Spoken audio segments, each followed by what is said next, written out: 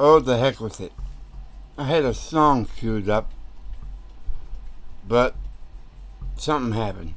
Anyways, how you doing? Merry Christmas. Happy New Year. Doing this little live cast for you. Talk about the festivals of light.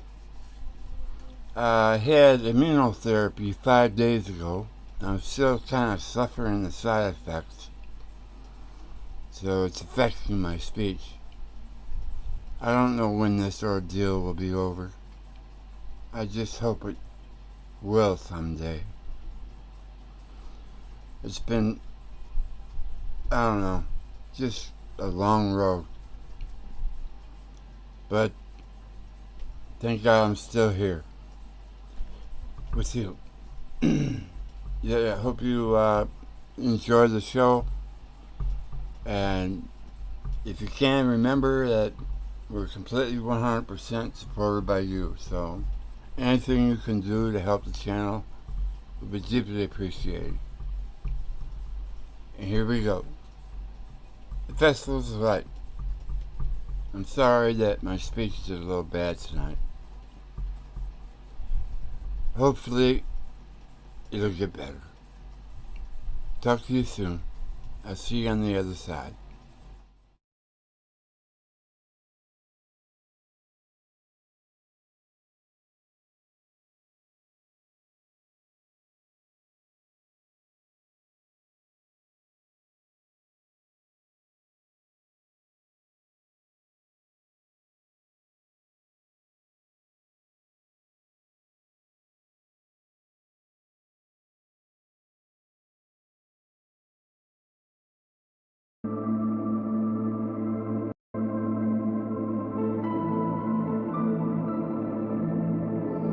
Festivals of light. The deluge and the 7 days of brilliant light immediately preceding it were a universal experience, and they left indelible memories. Many of the religious rites and observances of all creeds go back to these events of the past, in which the celestial gods Saturn and Jupiter were the main participants. Among the most ancient of all such observances were the festivals of light of 7 days, duration held in honor of Saturn. 7 days of light just before the deluge overwhelmed the earth are recreated in these feasts. Herodotus describes a nocturnal light festival held each year at Sais in commemoration of Osiris's death and resurrection. It was called the Feast of Lamps. There is one night in which the inhabitants all burn a multitude of lights in the open air round their houses. These burn the whole night. The Egyptians, who were absent from the festival, observed the night of the sacrifice, no less than the rest, by a general lighting of the lamps, so that the illumination is not confined to the city of Sais, but extends over the whole of Egypt. In Rome, the Feast of Light was named Saturnalia.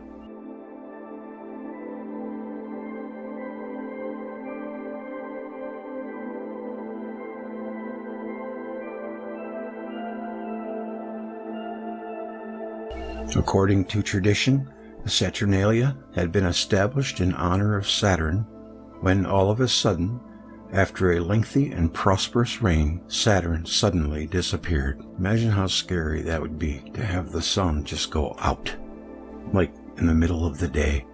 Macrobius wrote that in celebrating the Saturnalia, the Romans used to honor the altars of Saturn with lighted candles, sending round wax tapers during the Saturnalia. In his time, the festival was celebrated for 3 consecutive days, but Macrobius wrote, and yet, in fact, among the men of old, there were some who supposed that the Saturnalia lasted for 7 days. For Navius, that's probably where they get the word novice,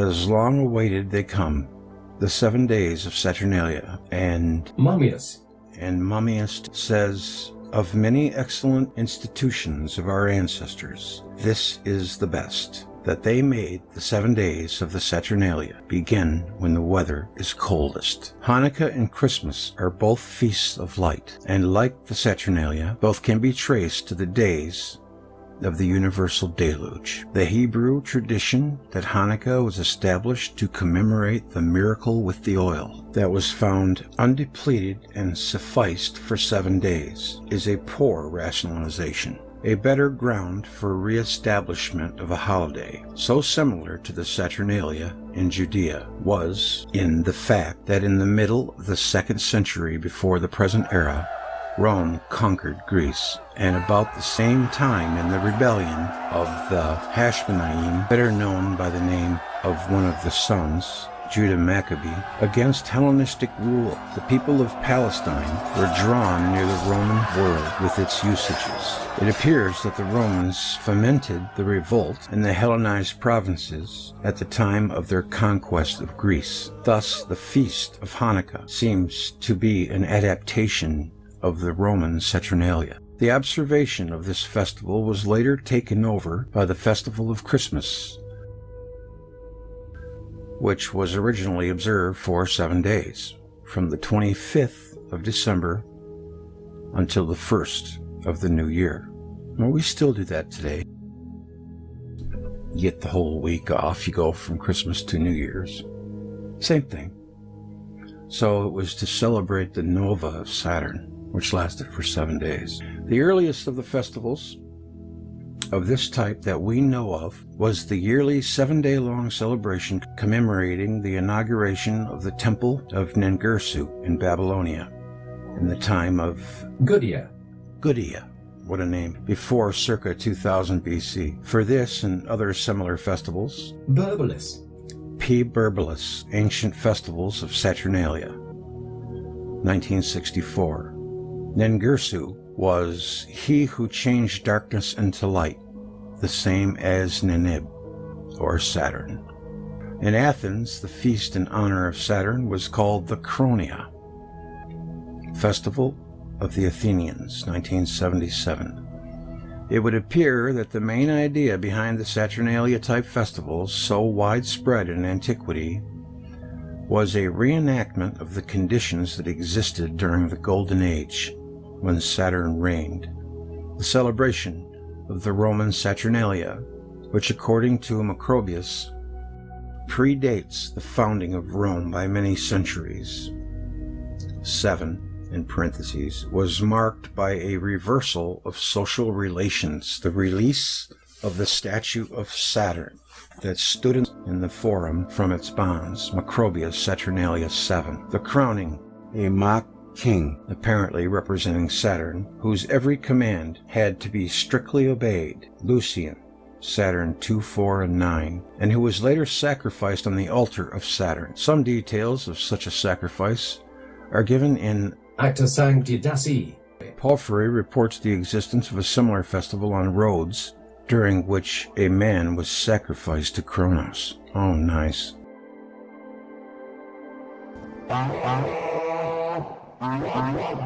Sacrifice has to be the second dumbest idea of all time. What if that deity had plans for that person? Assuming he exists, maybe he doesn't need the extra burden. You know, everybody always automatically assumes that it's a good thing to sacrifice somebody. For what? If you have the time, please take the poll on what is the worst idea of all time. War, slavery, sacrifice, or marriage. What's the deity like? Oh, isn't that sweet? He gave me a soul. Oh, I think I'll make it rain. No. Dumb. So that's why the natives always take him in, make him king for a day, and then sacrifice him. They're reenacting Saturn's catastrophe upon the earth. That's pretty amazing. A possible parallel in Mexico may be the festival of, I love these words, Atamotzli. On the 21st of December, they celebrate the festival of that god who they say was the one that uncovered the earth when it was annihilated by the waters of the deluge. Herodotus, 2, by J.G. Fraser, Adonis Osiris, 1907. Macrobius noted also the opinion of those who think that the practice is derived simply from the fact that it was in the reign of Saturn that we made our way, as thou, to the light, from rude and gloomy existence to knowledge of the liberal arts. Tammuz and Osiris, on the Egyptian Light Festival in honor of Osiris.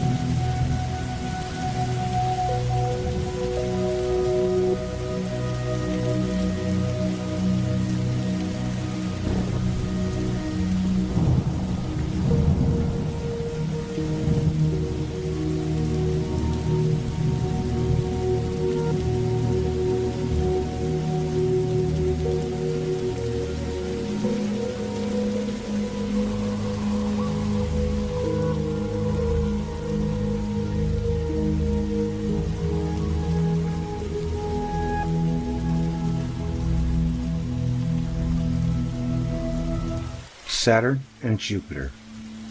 The history of this pair, the ancient Kronos and Zeus, or Saturn and Jupiter, as reflected in many traditions all around the world. Oh, I gotta use my throat spray. I got new throat spray.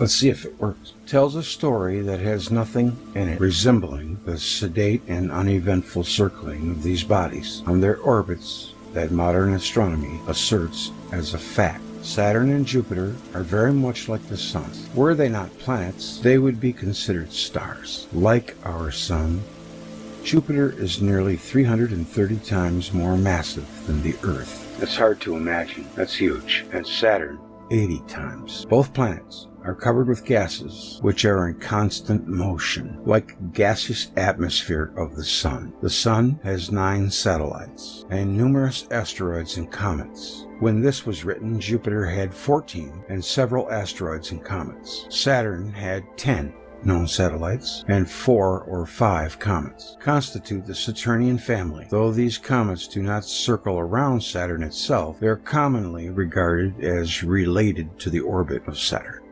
Were Jupiter and Saturn free from the bonds of the Sun, they could be considered as stars or suns. Were two such stars set in space close to one another, they would constitute a double star system, both stars circling around a common focus. So I guess Old Sol could be considered the very first one that sucked all the air out of the room. The Sun is just a much bigger antenna than Jupiter or Saturn were, and it simply stole their juice. The Sun is fed by the galaxy, which is fed by the core. Were two such stars set in space close to one another, they would constitute a double star system, both stars circling around a common focus. As told, the picture that emerges from comparative folklore and mythology presents Saturn and Jupiter in vigorous interactions. Suppose that these two bodies approached each other rather closely at one time, causing violent perturbations and huge tidal effects in each other's atmospheres. Their mutual disturbance led to a stellar explosion. As we have seen, a nova is thought to result from an instability in a star generated by a sudden influx of matter, usually derived from its companion in a binary system. If what we call today Jupiter and Saturn are the products of such a sequence of events, their appearance and respective masses must formerly have been quite different. A scenario such as this would explain the prominence of Saturn prior to its cataclysmic disruption and dismemberment. It must have been a larger body than it is now, possibly of the volume of Jupiter. Interestingly, for certain reasons, G. Kuiper assumed that Saturn originally was of the mass equal to Jupiter. At some point during a close approach to Jupiter, Saturn became unstable, and as a result of the influx of extraneous material, it exploded, flaring as a nova, which, after subsiding, left a remnant that the ancients still recognized as Saturn, even though it was but a fraction of a celestial body of earlier days. In Saturn's explosion, much of the matter absorbed earlier was thrown off into space. Saturn was greatly reduced in size and removed to a distant orbit. The binary system was broken up, and Jupiter took over the dominant position in the sky. The ancient Greeks saw this as Zeus, victorious over his father, forcing him to release the children he had earlier swallowed, and banished him to the outer reaches of the sky. In Egyptian eyes, it was Horus Jupiter assuming royal power, leaving Osiris to reign over the kingdom of the dead. If the descriptions of Saturn as a sun mean anything, Saturn must have been visible in the time before its explosion as a large disk. If this was the case, the increased distance between the Earth and Saturn could have been the result of the removal of the Earth from its place, or of Saturn from its place, or both. You know what I'm thinking? That this might be the yellow sun everybody thinks they remember. Think about it. Makes sense. Saturn could be removed only by the planet Jupiter, the sole member of the planetary family more powerful than Saturn. And indeed, the myth says that Saturn was removed by Jupiter. Worlds in Collision, Velikovsky wrote of events that may theoretically take place in the future. Some dark star, like Jupiter or Saturn, may be in the path of the Sun and may be attracted to the solar system and cause havoc in it.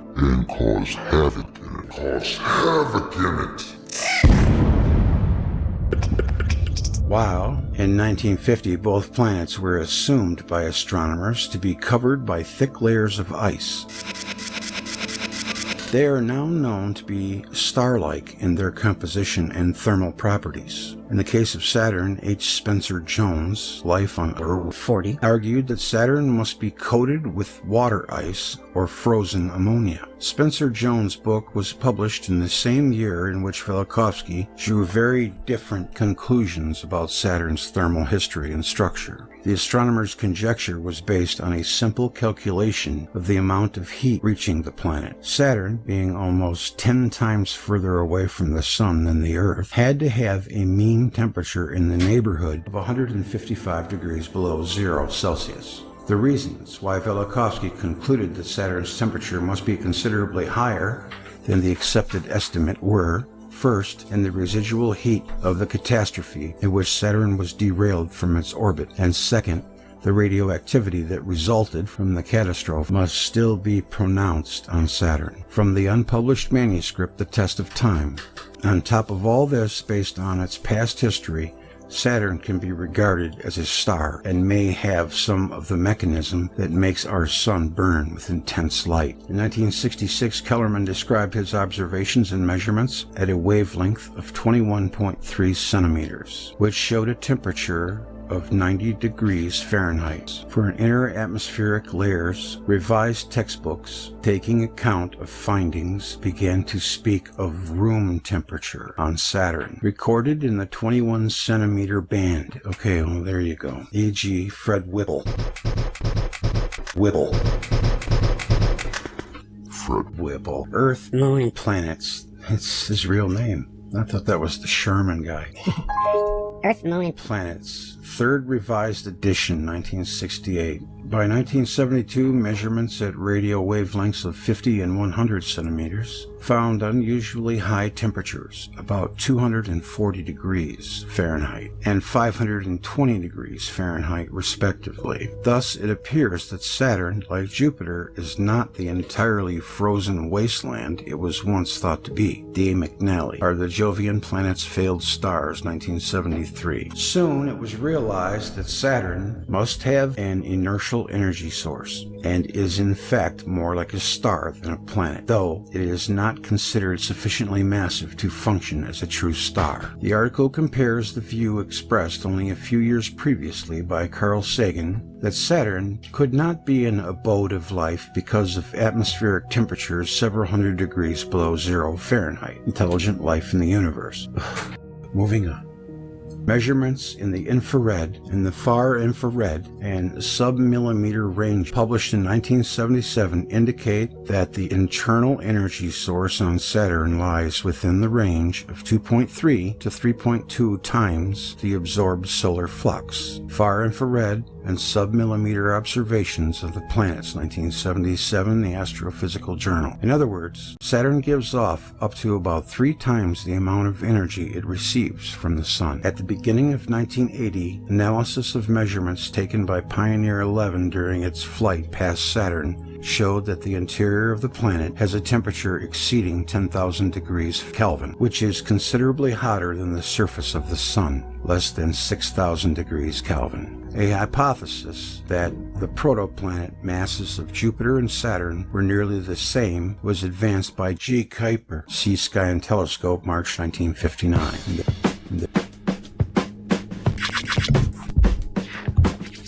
I definitely think Jupiter and Saturn are more like stars. The line between planet and star gets fuzzier every year. Sagan, after he mentioned that about Saturn in 77, when they found out that it was over 10,000 degrees, he didn't say a word about it, did he? There you are.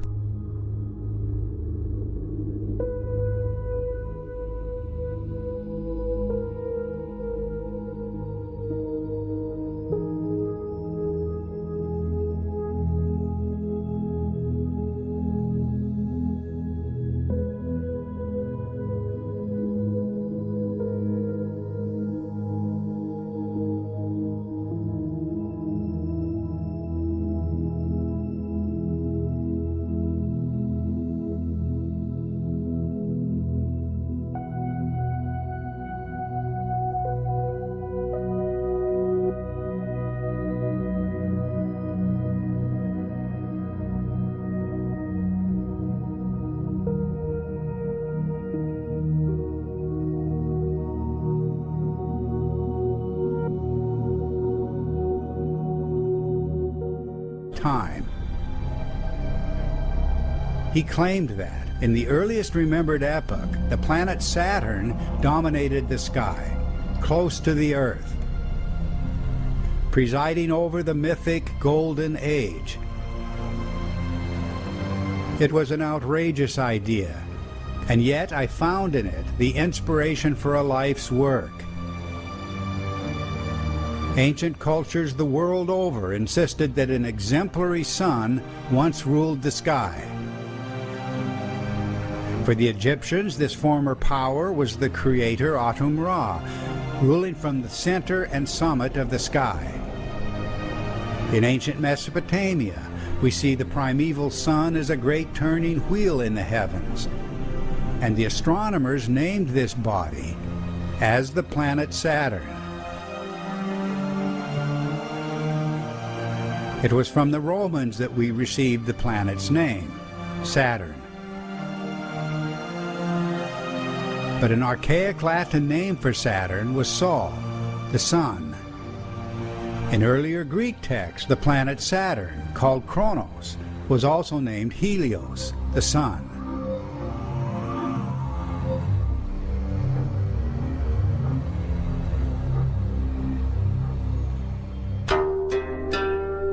And even the alchemists preserved this preposterous identity. They called Saturn the best sun.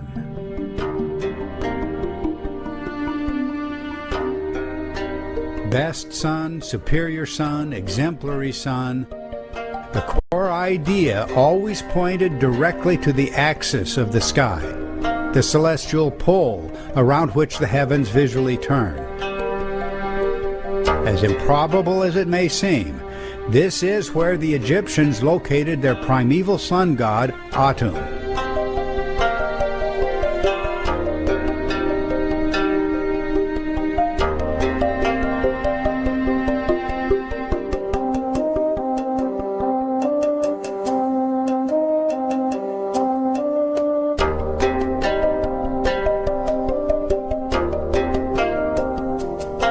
This motionless spot in the heavens is precisely where later astronomical traditions from Greece to Persia and China all claimed that Saturn had ruled the world, a contradiction of every principle we take for granted today.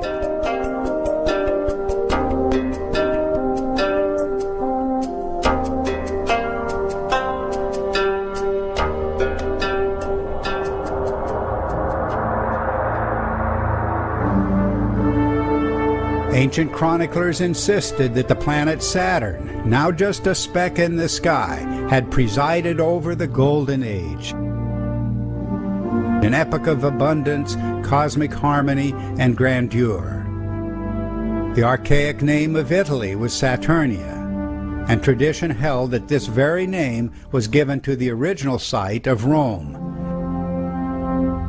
The Sabbath, the special day of rest and reverence, was Saturni Dies, Saturn's Day, a day honored throughout the Mediterranean, the Near East, and beyond.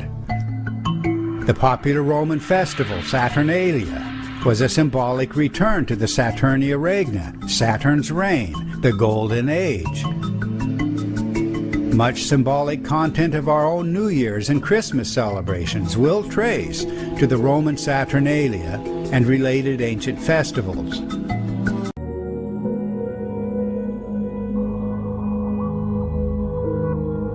Howard Cosell, sitting here with the champ after the big fight with Jupiter. First of all, champ, I'd like to extend my condolences. Thanks, buddy. But you're lost, and you're not the you once were. Alright, thank you. Greg J. would like me to extend to you a season's greetings. Thank you. Good night.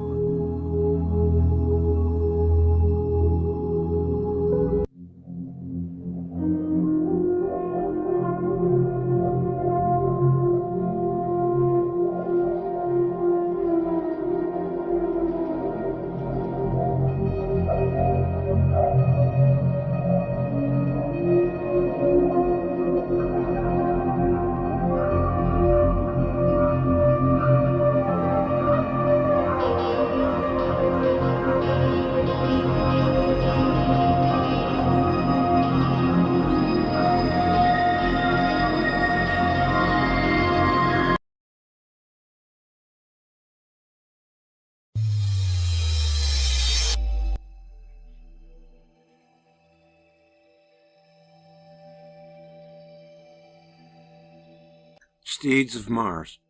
Case of Abraham Rockenbach, David Hurlesius, who wrote about the year 1600 and who were informed on the matter of the comets of antiquity, shows that the contents of some old manuscripts were known to the scholarly world then, though not to modern scholars. A scholar and pamphleteer, Jonathan Swift, in his Gulliver's Travels in 1726, wrote that the planet Mars had 2 satellites, very small ones. Certain astrologers have likewise discovered 2 lesser stars, or satellites, which revolve about Mars, whereof the innermost is distant from the center of the primary planet exactly 3 of its diameters, and the outermost 5. The former revolves in the space of 10 hours, the latter in 21.5, which evidently shews them to be governed by the same law of gravitation that influences the other heavenly bodies.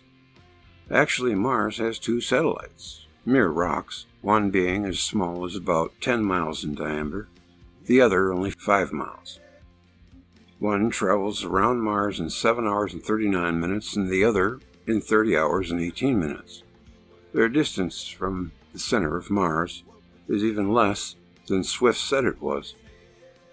They were discovered by Asaph Hall in 1877, with the optical instruments of the days of Swift. They could not even be seen, and neither Newton nor Halley, the contemporaries of Swift, nor William Herschel in the 18th or Leverrier in the 19th century suspected their existence. It was bold of Swift to assume that their very short periods of revolution, months, measured only in hours. It was a very rare coincidence indeed. If Swift invented these satellites, guessing correctly not only on their existence, but also their number and especially their very short revolutions, this passage of Swift aroused the literary critic's wonder.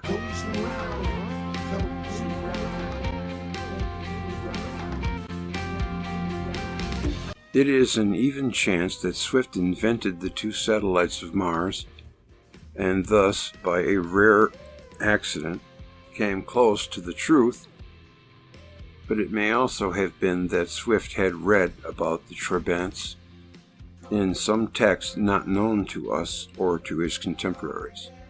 The fact is that Homer knew about the 2 steeds of Mars that drew his chariot. Virgil also wrote about them. When Mars was very close to the Earth, its 2 Trabants were visible.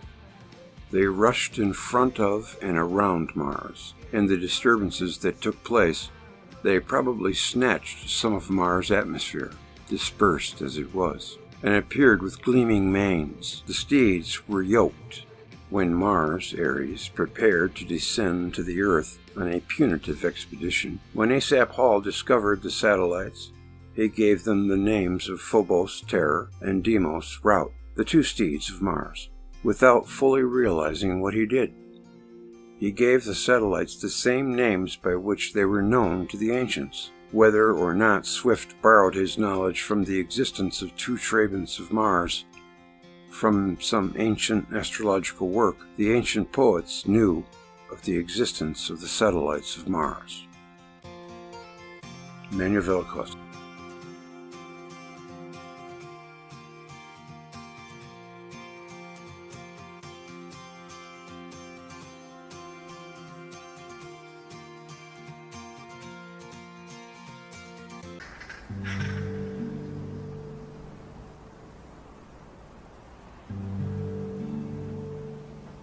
The Moon and its craters. The Moon revolves around the Earth, and together with the Earth around the Sun, showing one and the same face to the inhabitants of the Earth. It can be seen in the telescope that the surface of the Moon is covered with seas of dried lava, and with great crater-like formations. Since it has no atmosphere, the contours of its surface are clearly visible, and a city or village, if it existed there, could be seen through the Palomar telescope. But it is a dead planet, and very inhospitable.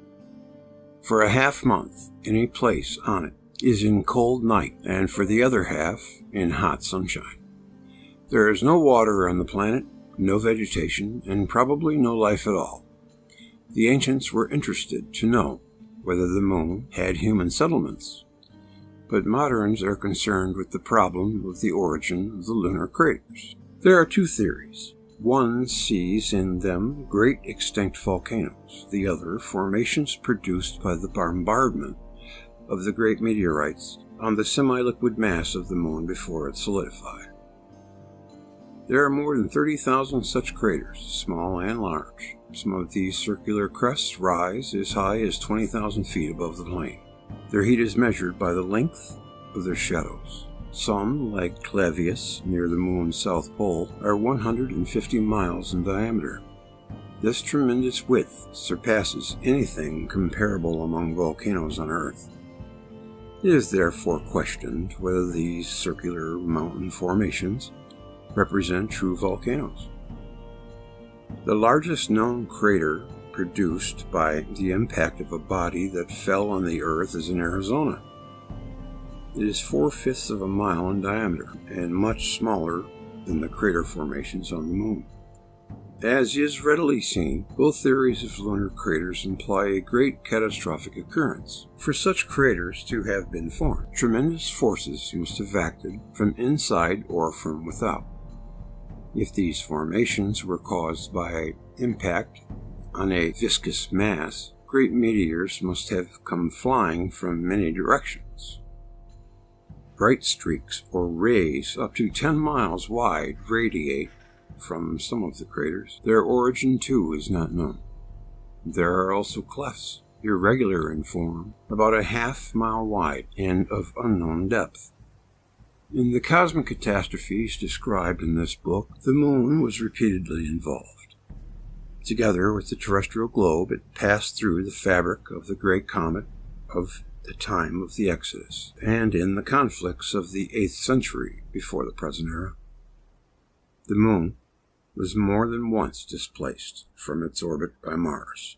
During these catastrophes, the moon's surface flowed with lava and bubbled into great circular formations, which rapidly cooled off in the long lunar night, unprotected by an atmosphere from the coolness of cosmic spaces. In these cosmic collisions, or near contacts, the surface of the moon was also marked with clefts and rifts. The play of Mars with the moon was regarded by the Greeks and the Romans as a love affair. From the Iliad we learn that Aphrodite, the Greek goddess of the moon, was warned by Jupiter Zeus not to battle Ares Mars, but to leave this task to Hera Earth and Pallas Athena, being herself predestined to the sweet work of love.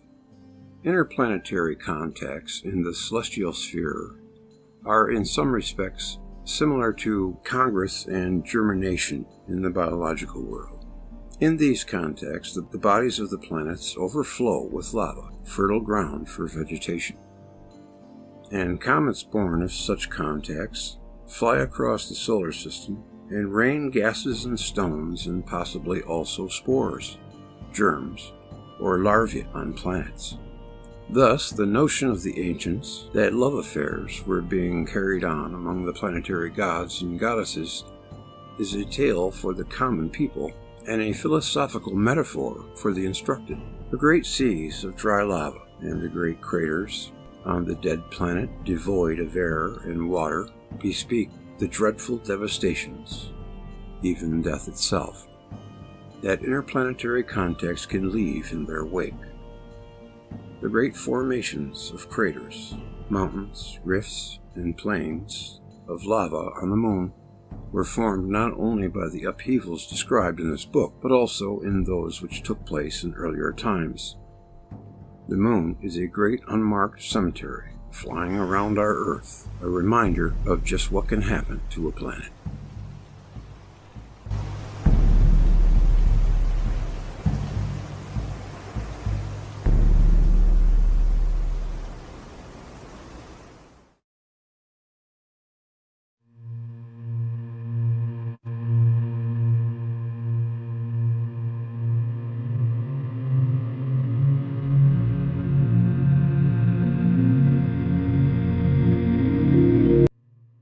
The planet Mars, at the present time completes one revolution around the Sun in 687 terrestrial days. Its orbit is entirely outside the Earth's orbit and is an ellipse like that of the Earth, but more stretched out so that the planet's distance from the Sun varies considerably during a revolution.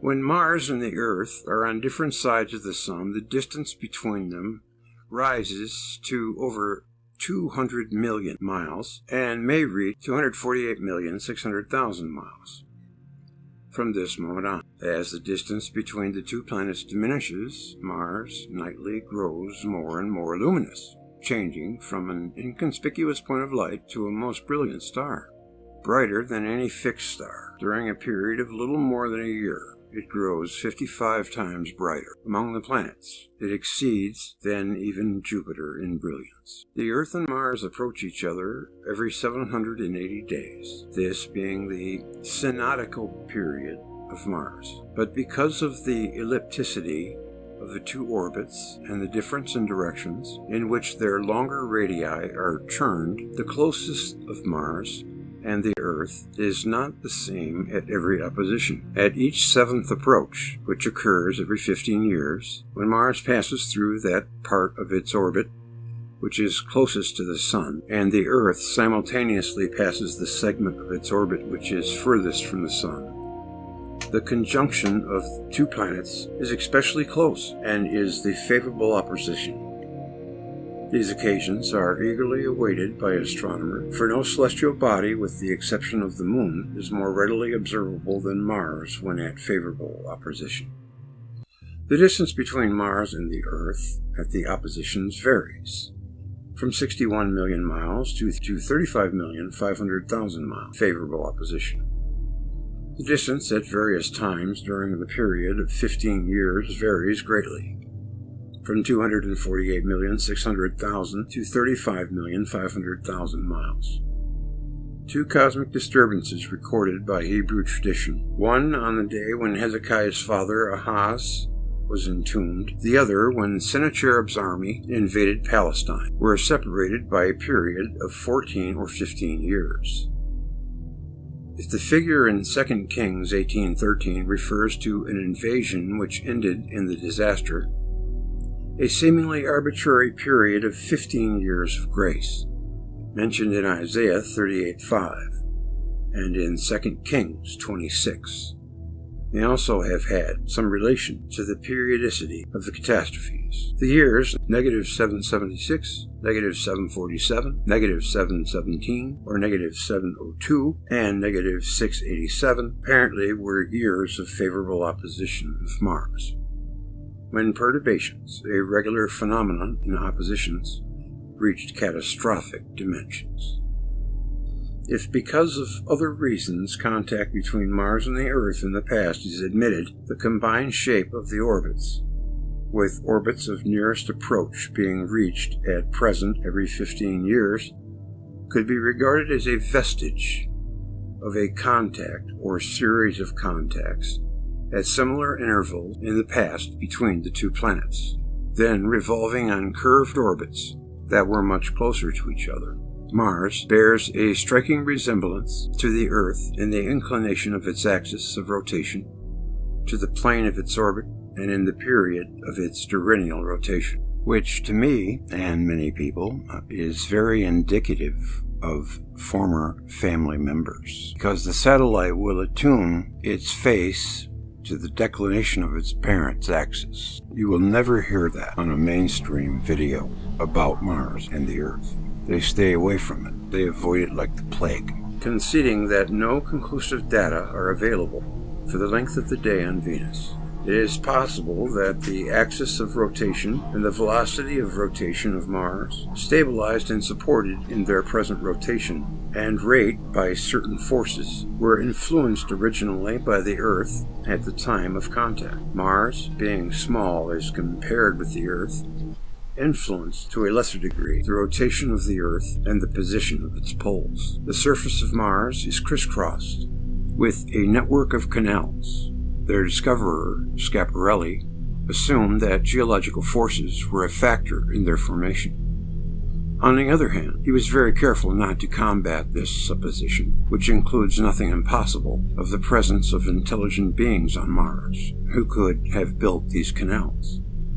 Percival Lowell spent his life in a crusade to convince fellow scholars and other contemporaries that intelligent human beings live on Mars and that the canals are their work.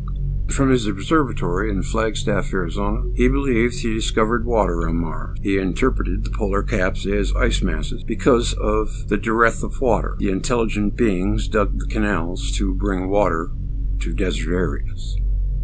In the early years of the 20th century, plans were devised to communicate by light signals with the hypothetical men on Mars. According to one plan, a series of light-sending stations was built into geometric figure on the plains of Siberia. The figure was to represent the Pythagorean theorem of the relation of the three sides of a right-angled triangle. If there are intelligent beings on Mars, some writers argue, they should be able to notice and interpret the signals. If they are not intelligent enough to notice the signals and understand their meaning, we should not get so eager to communicate with them. The experiment was not carried out. The contacts of Mars with other planets larger than itself and more powerful make it highly improbable that any higher forms of life, if they previously existed there, survived on Mars. It is rather a dead planet. Every higher form of life, of whatever kind it might have been, most probably had its last day. Their work could not survive either. The canals on Mars appear to be a result of the play of geological forces that answered the rifts and cracks, the outer forces acting in collisions.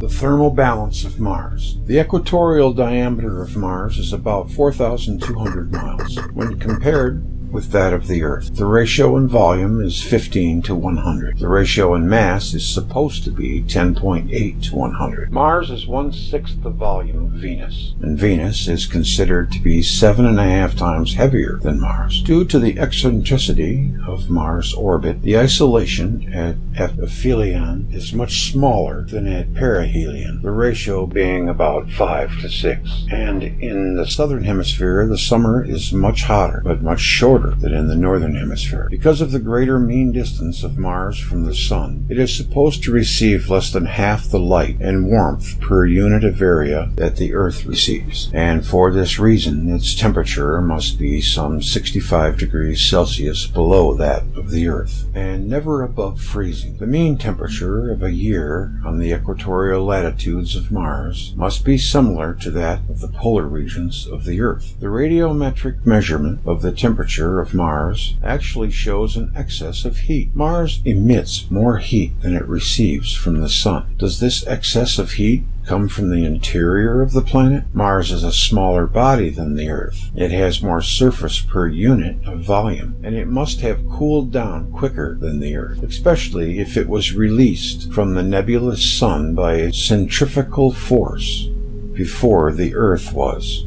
Can't Laplace. But also, if they both originated as planets simultaneously, millions of years ago. Tidal theory. What then is the cause of the excess heat in Mars? The assumed contacts with the Earth would have caused much greater changes in and on Mars than in and on the Earth. Because of the difference in mass, an interplanetary contact must have caused a conversion of motion into heat, and consequently resulted in an excess of thermal radiation over the quantity of heat brought to the planet by isolation. The contacts of Mars with Venus, and in a lesser degree with the Earth, less than 3,000 years ago, probably are responsible for the present temperature of Mars. Interplanetary electric discharges could also initiate atomic fissions with ensuing radioactivity and emission of heat.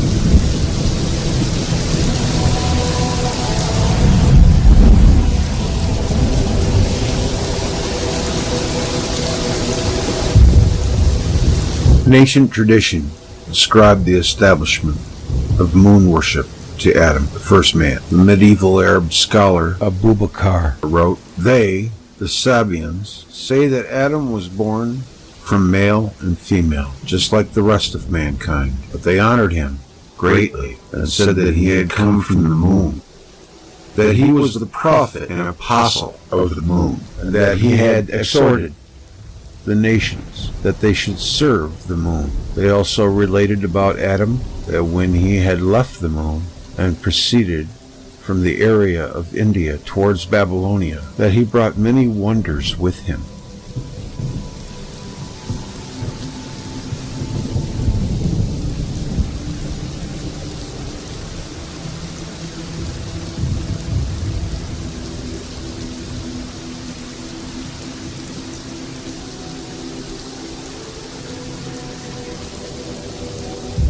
The Adamites, the antediluvian men, were most probably not the first human beings on the planet, even admitting that by expulsion from the Garden of Eden is allegorized a catastrophe which quite destroyed mankind prior to the deluge. It is impossible to declare that it was the first catastrophe. It depends on the memory of the peoples which catastrophe they consider as the act of creation. Human beings, rising from some catastrophe, bereft of memory of what had happened, regarded themselves as created from the dust of the earth. All knowledge about the ancestors, who they were, and in what interstellar space they lived, was wiped away from the memory of the few survivors.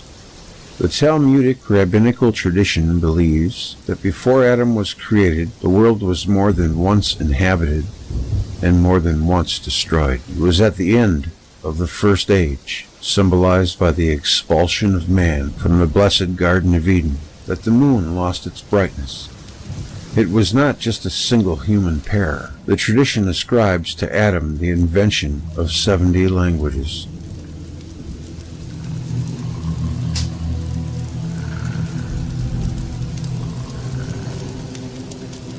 Hebrew mythology assigns to the period preceding Adam's expulsion different geophysical and biological conditions. The sun shone prominently on the earth, and the Garden of Eden, placed in the east, was, it must be conceived, under perpetual rays of the dawn. The earth was not watered by rain, but mist, ascending from the ground, condensed as dew upon the leaves. The plants looked only to the earth for nourishment.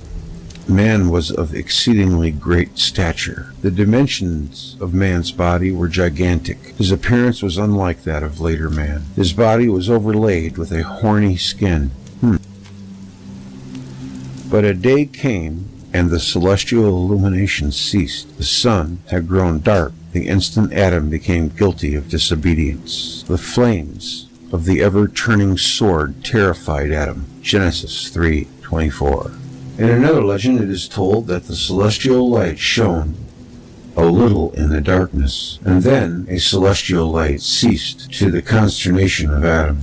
The illumination of the first period never returned. The sky that man was used to see never appeared before him again. The firmament is not the same as the heavens of the first day. The day of Genesis, as I have already noted, is said to be equal to 1,000 years. It was after the fall of man, according to Hebrew tradition, that the sun set for the first time. The first time Adam witnessed the sinking of the sun, he was seized with anxious fears. All the night he spent in tears. When day began to dawn, he understood that what he had deplored was but the course of nature. It was also then the seasons began. That's pretty good lyrics. This is told in the following story. Adam noticed that the days were growing shorter and feared lest the world be darkened. But after the winter solstice, he saw that the days grew longer again. The earth also underwent changes. Independent before, she was hereafter to wait to be watered by the rain from above. The variety of species diminished. Man, according to Hebrew legends, decreased in size. There was a vast difference between his later and his former state, between his supernatural size then and his shrunken size now. He also lost his horny skin, the whole of nature altered its ways.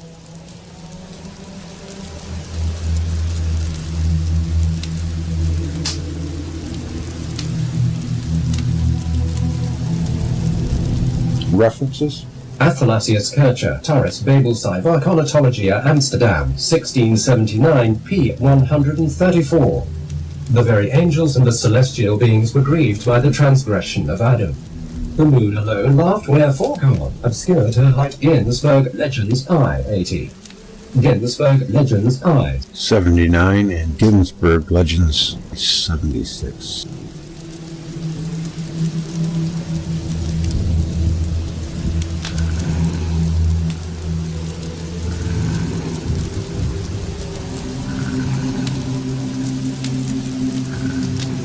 Worship of the moon. Because of its size, and also because of the events which accompanied the first appearance of the moon, many ancient peoples regarded the moon as the chief of two luminaries. The sun was of smaller importance than the moon in the eyes of the Babylonian astrologers. The Assyrians and the Chaldeans referred to the time of the moon god as the oldest period in the memory of the people, before other planetary gods came to dominate the world ages. The moon was a supreme deity. Such references are found in the inscriptions of Sargon II, circa 720 BC, and Nabonidus, circa 550 BC. The Babylonian Sin, the moon, was a very ancient deity. Mount Sinai owes its name to Sin. The moon, appearing as a body larger than the sun, was endowed by the imagination of the peoples with a masculine role, while the sun was assigned a feminine role. Many languages reserved a masculine name for the moon. It was probably when the moon was removed to a greater distance from the earth and became smaller to observers on the earth that another name, usually feminine, came to designate the moon in most languages.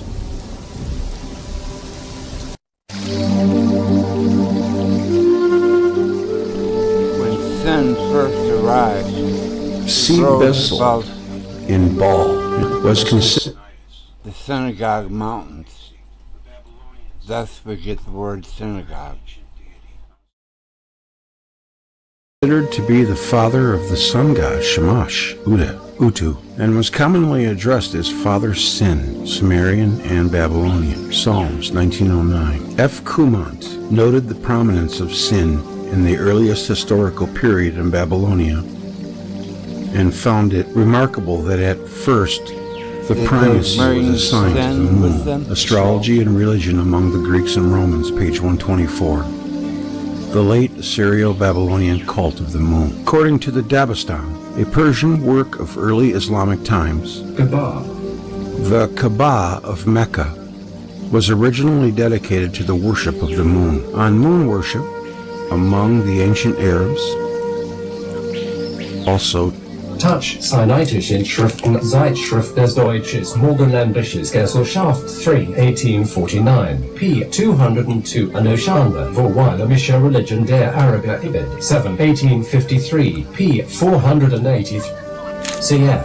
I. Golddigger Mythology Among the Hebrews and Its Historical Development 1877. The Greeks regarded the moon as of greater importance than the sun. The sun's subordination to the moon is a remarkable feature of early Greek myth. Helios was not even an Olympian, but a mere Titan's son, Hyperions. This is a long one. C.R. Markham, London, 1873, described sacrifices to the moon by the natives of Peru in the 16th century. Also, the Indians of Vancouver Island assigned greater importance to the moon than the sun.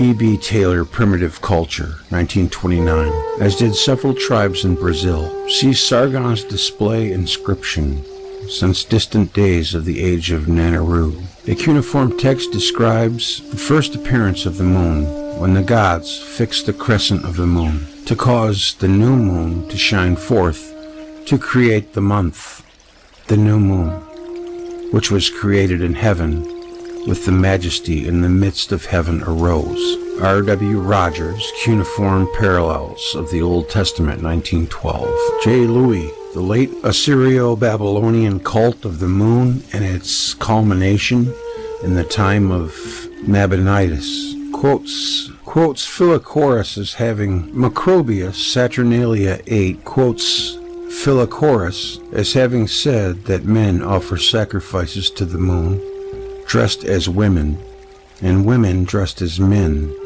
because the moon is thought to be both male and female.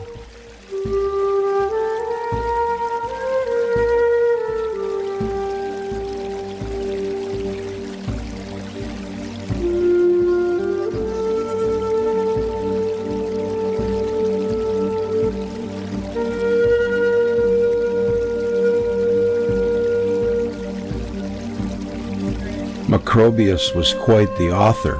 I think I want to get some of his works. They look fascinating to me. To read something someone wrote thousands of years ago that's been dead for that long, that he can talk to you right in this book, to just you. That's what's great about books. Is that where we get the word microbe from, or macro, or both? I don't know, I'm just guessing.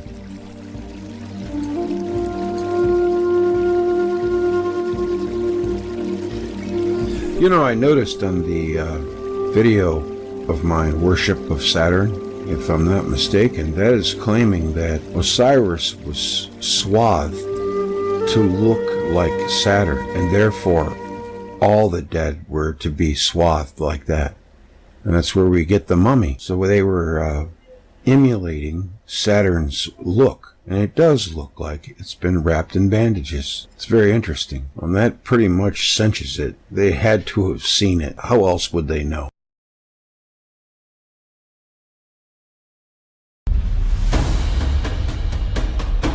Oh, a little side note, I got this picture from Ted Holden and this video right here. And that sure looks like a little girl to me. If this is truly a picture from the Mars rover, then humans are definitely on Mars. And here's the before and after pictures. She's there, and then at some point later, she's gone. That is very telling.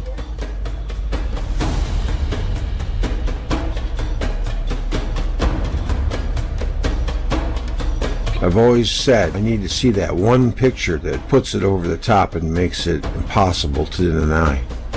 And this picture, for me, is that picture.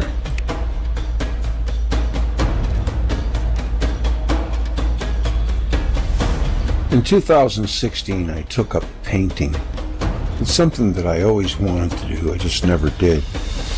I got a couple of interesting pictures here. Now, I'm a lousy artist, so I'm not trying to show it off.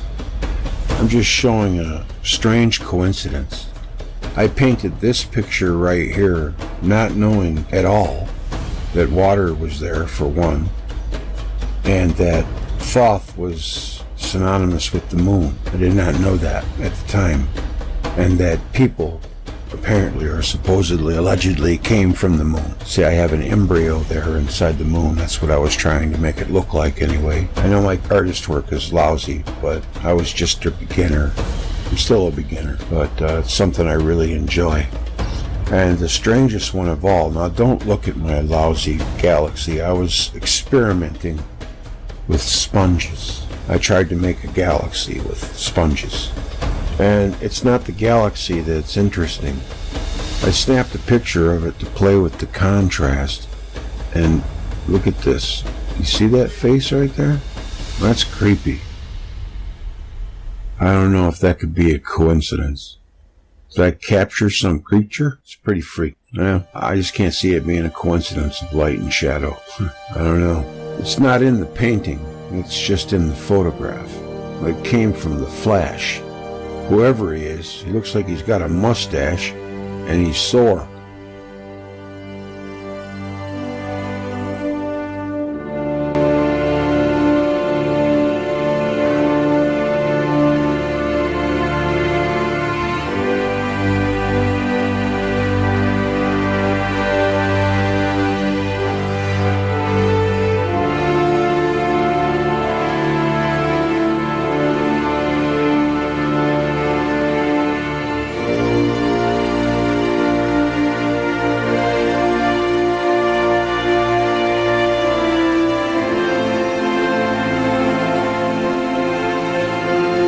people that work for NASA, most of them, 99% of them, are completely oblivious. Yeah. They're like I was back when I worked for Cronkite. I couldn't imagine there'd been a hidden agenda for NASA then. If you told me, I would say, "Oh, come on, you're nuts." Yeah. But some of those people, a percentage, they have figured it out. Yep. And they are reading your books. And well, maybe they are. Maybe they've just figured it out on their own. But what they've done that we have found is they have left clues going back to the Apollo era in the Apollo data, like in the film. Remember I talked about the DAC camera films? Yeah. They hid messages for us in the splicings between the films. Coded messages left by NASA people in 1969, 1970. Give a shout, special thanks to Todd Borneman for your generous donation. I don't get many. Thanks for helping the cause.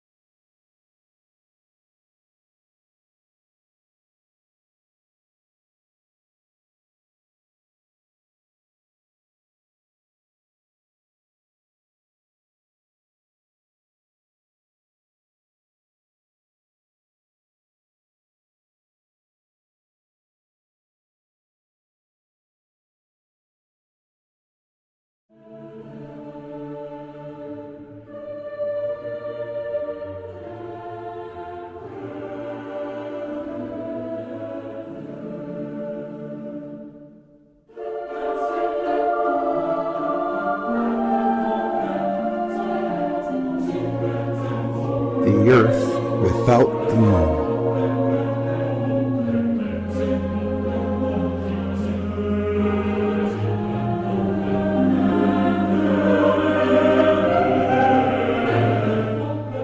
The period when the Earth was moonless is probably the most remote recollection of mankind. Democritus, Anaxagoras, taught that there was a time when the earth was without the moon. Aristotle wrote that Arcadia in Greece, before being inhabited by the Hellenes, had a population of Pelasgians, and that these aborigines occupied the land already before there was a moon in the sky above the earth. For this reason, they were called Proselines. Apollonius of Rhodes mentioned the time when not all orbs were yet in the heavens, before the Danaan Deucalion races came into existence, and only the Arcadians lived, of whom it is said that they dwelt on the mountains and fed on acorns before there was a moon. Plutarch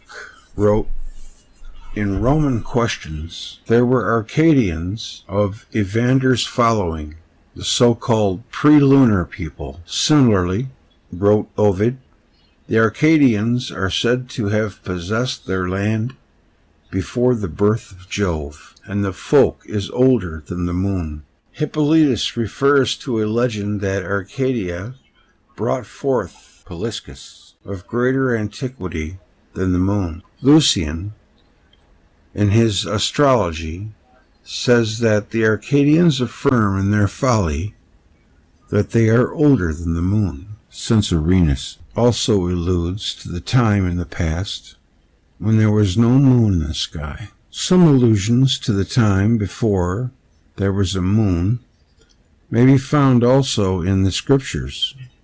In Job 25:5, the grandeur of the Lord who makes peace in the heights is praised, and the time is mentioned before there was a moon.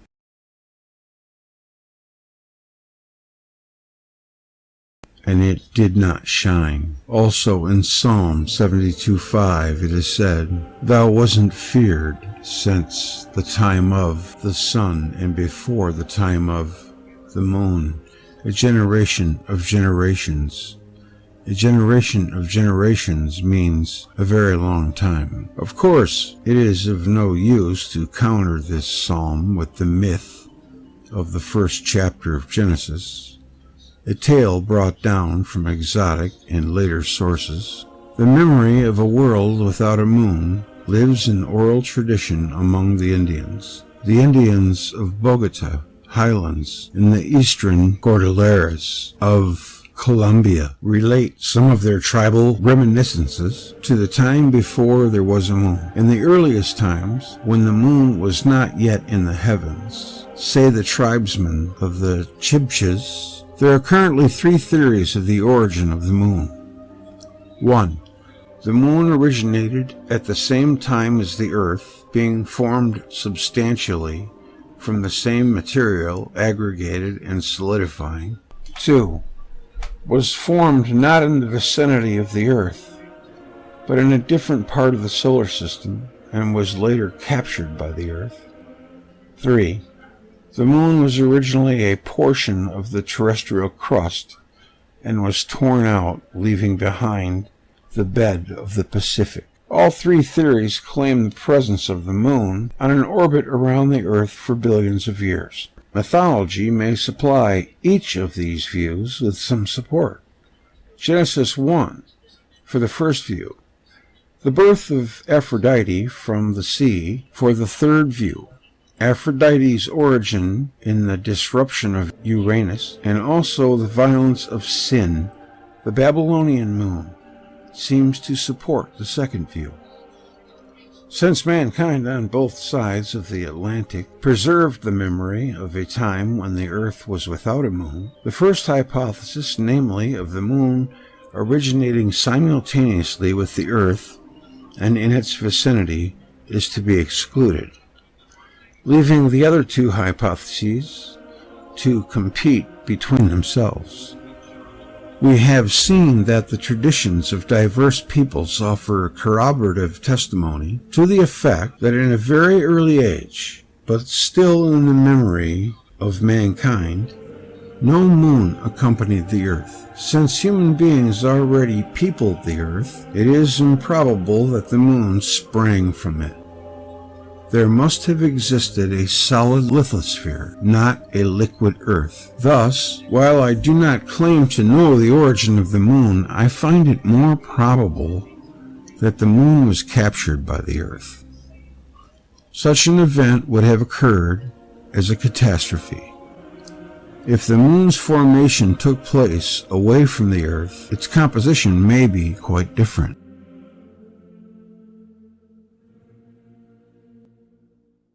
There is no evidence to suggest whether the moon was a planet, a satellite of another planet, or a comet at the time of its capture by the Earth. Whatever atmosphere it may have had was pulled away by the Earth, by other contacting bodies, or dissipated in some other way. Since the time the moon began to accompany the Earth, it underwent the influence of contacts with comets and planets that passed near the Earth in subsequent ages. The mass of the moon being less than that of the Earth, the moon must have suffered greater disturbances in cosmic contacts. During these contacts, the moon was not carried away. This is due to the fact that no body more powerful than the Earth came sufficiently close to the moon to take it away from the Earth for good. But in the contacts that took place, the moon was removed repeatedly from one orbit to another. The variations in the position of the moon can be read in the variations in the length of the month. The length of the month repeatedly changed in subsequent catastrophic events. And for this, there exists a large amount of supporting evidence. In these later occurrences, the moon played a passive role, and Zeus in the Iliad advised it, Aphrodite, to stay out of the battle in which Athena and Ares, Venus and Mars, that I pronounced wrong for the whole video, were the main contestants. What I'm thinking is when Earth was a satellite of Saturn, of course, the moon probably wasn't, there was a time when it wasn't with the Earth, maybe not even with the planets. And it sounds like there might have been a time when the moon was very close to the Earth and still molten, which if that was the case for a while, it could have acted as the big masculine body that was observed in the last episode. So that's a possibility, and the Earth captured the moon, like it said, and it slowly receded, or something maybe pulled it. There's so many things that could have happened, but delving down into it and trying to figure it out is fascinating. All right, references.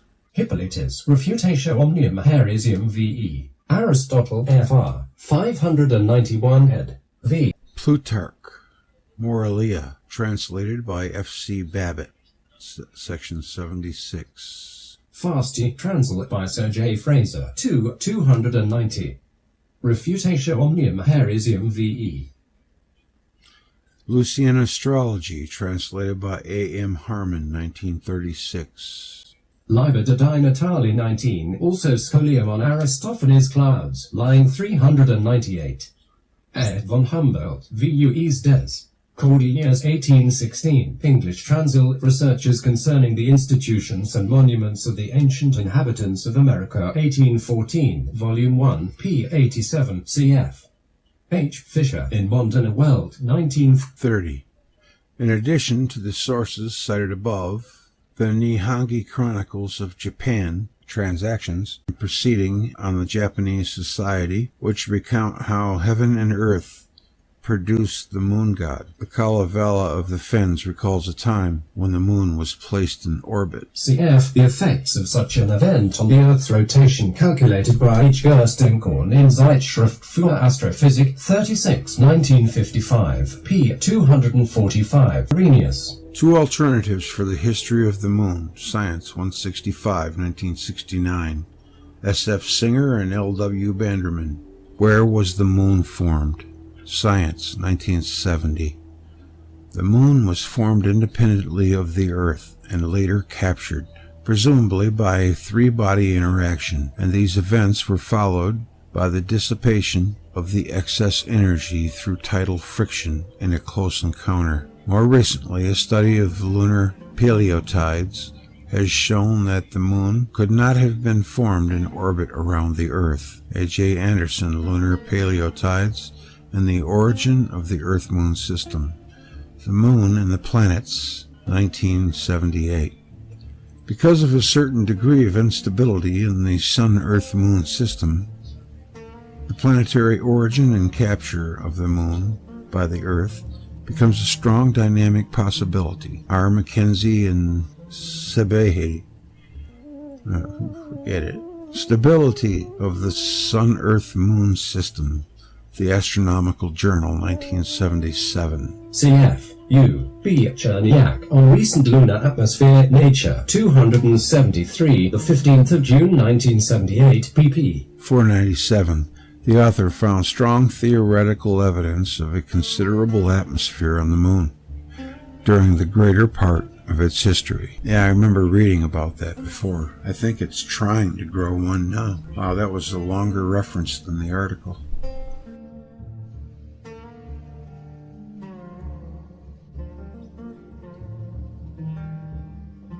I always found it odd that the Earth was this planet of beautiful color with an atmosphere and water, and the moon, which is in the sun's comfort zone too, so-called, is barren and dead. I never quite got that. If we were both in the same place at the same time, we should look similar. I like going through the references.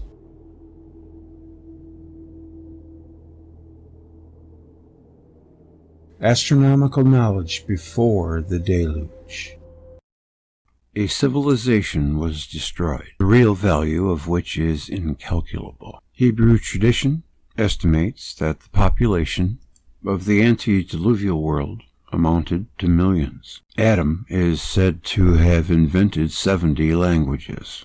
Cain, his son, built cities and monuments and ruled over kings. They were representatives of generations. According to Hebrew legends, the deluge and its time had already been predicted by Enoch, and even more ancient generations were astronomical calculations predicting the catastrophe. This might have been the knowledge of months and of years and periods of comets that the remote generations had acquired. It was in this celestial harmony and disharmony that the secrets of the upheavals were conceived to lie. The science about the times to which the calamity could return and fall on our earth was cultivated among populations. They had a vivid remembrance of days of misfortune or of lucky escape. It is told about the children of Seth, the son of Adam, that they were the inventors of that peculiar sort of wisdom which is concerned with the heavenly bodies and their order, that their inventions were not lost before they were sufficiently known. They made 2 pillars upon Adam's prediction that the world was to be destroyed, at one time by the force of fire, and on another time by the quantity of water. One was of brick, the other of stone, and they inscribed their discoveries.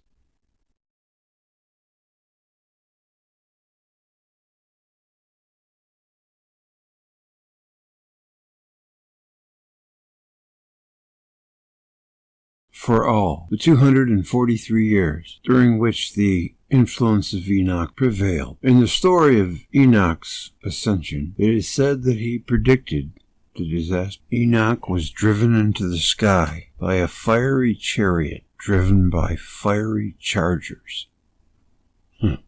That's interesting. The days thereafter, the kings who had turned back sent messengers to inquire into the fate of the men who had refused to separate themselves from Enoch, for they had noted the number of them. They found stone and great hailstones in the spot from where Enoch had risen. What was that all about? When they removed the stones, they discovered all of the bodies who had remained with Enoch. He alone was not among them. He was high in heaven.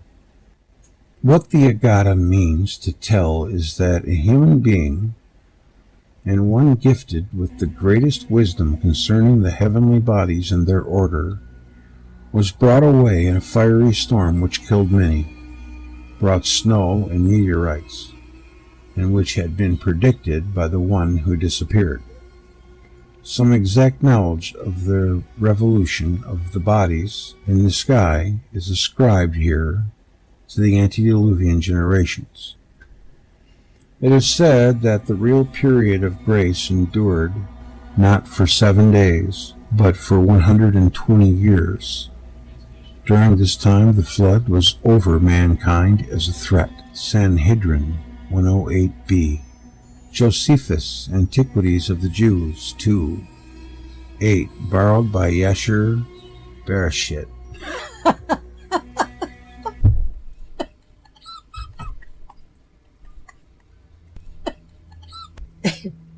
Genesis 5:24.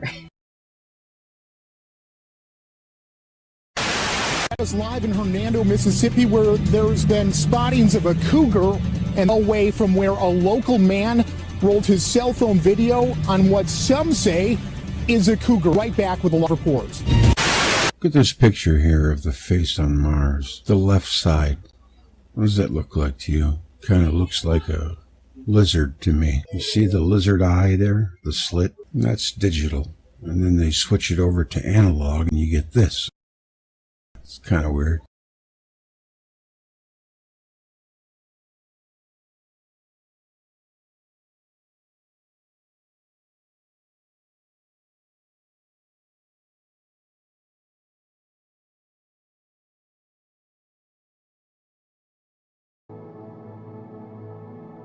A brighter moon. Many traditions persist that at some time in the past the moon was much brighter than it is now, and larger in appearance than the sun. In many rabbinical sources it is stated that the sun and the moon were equally bright at first. The same statement was made to D. Sahagan by the Aborigines of the New World. The sun and the moon had equal light in the past. At the other end of the world, the Japanese asserted the same. The Nihongi Chronicle says that in the past, the radiance of the moon was next to that of the sun in splendor. Traditions of many peoples maintain that the moon lost a large part of its light and became much dimmer than it had been in earlier ages. In order that the sun and the moon should give off comparable light, the moon must have had an atmosphere with a huge albedo, refracting power, or it must have been much closer to the Earth. In the latter case, the moon would have appeared larger than the sun. In fact, the Babylonian astronomers computed the visible diameter of the sun as only 2/3 of the visible diameter of the moon, which makes a relation of 4 to 9 for the illuminating surfaces. This measure surprised modern scholars, who are aware of the exactness of the measurements made by the Babylonian astronomers, and who reason that during the eclipse one can easily observe the approximate quality of the visible disks. And there's your references.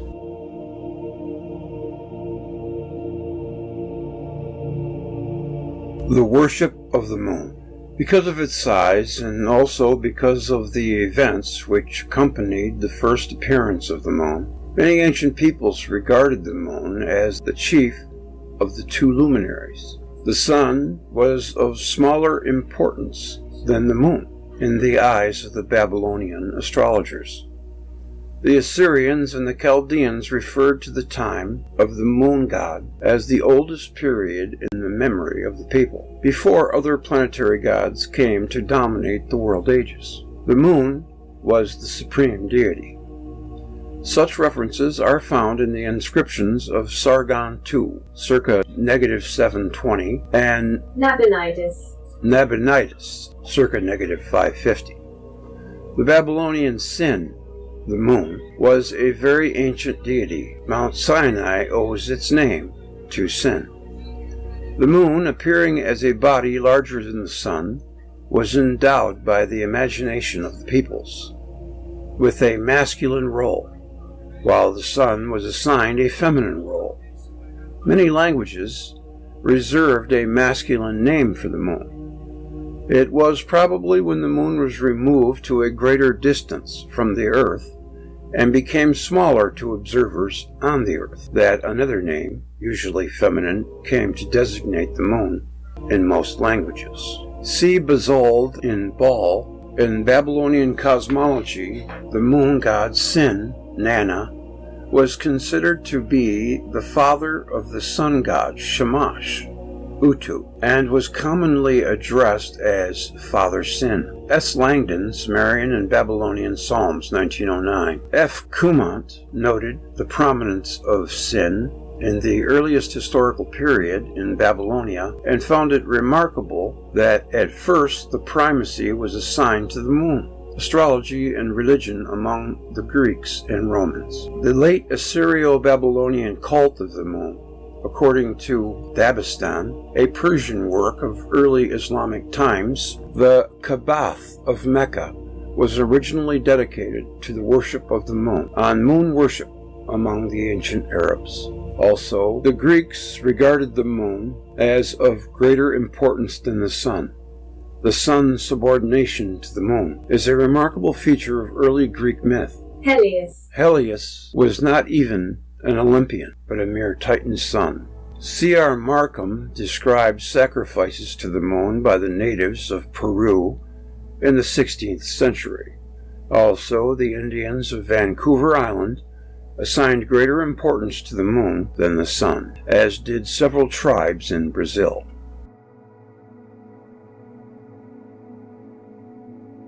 The deluge. The scriptural deluge is regarded by historians and critical exegetes as a legendary product. The legend of a universal deluge is in itself a myth and cannot be anything else. It is most nakedly and unreservedly mythological. The tradition of a universal deluge is told by all ancient civilizations, and also by races that never reached the ability to express themselves in written symbols of a language. It is found all over the world, on all continents, on the islands of the Pacific and Atlantic, everywhere. Usually it is explained as a local experience carried from race to race by word of mouth. The work of collating such material has repeatedly been done, and it would only fatigue the reader were I to repeat these stories as told in all parts of the world, even in the places never visited by missionaries. The rest of the collected traditions are also not identical in detail, and are sometimes very different in their setting from the Noah story, but all agree that earth was covered to the mountaintops by water of the deluge coming from above, and that only a few human beings escaped death in the flood. The stories are often accompanied by details about a simultaneous cleavage of the earth. In pre-Columbian America, the story of a universal flood was very persistent. The First World Age was called Antenacia, or the age that was brought to its end by a universal deluge. This is written and illustrated in the ancient codices of the Mexicans and was narrated to the Spaniards who came to the new continent. The natives of Australia, Polynesia, and Tanzania discovered in the 17th century related almost identical traditions. Clay tablets with inscriptions concerning the early ages of the deluge were found in Mesopotamia.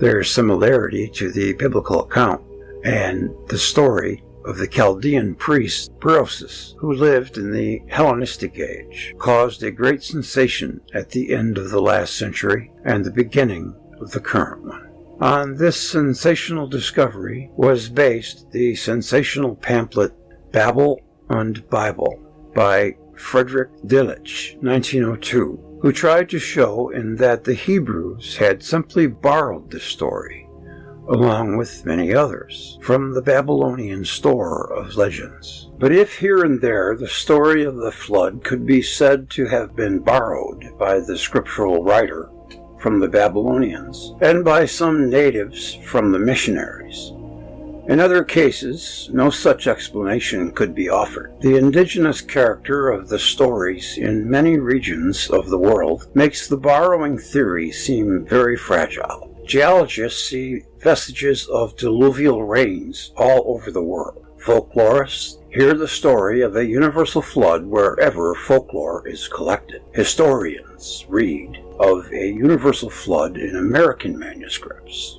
in Babylonian clay tablets, and in the annals of practically all cultured peoples. But the climatologists make it very clear that even should the entire water content of the atmosphere pour down as rain, the resulting flood could not have covered even the lowland slopes, far less the peaks of the mountains, as all accounts insist that this deluge did.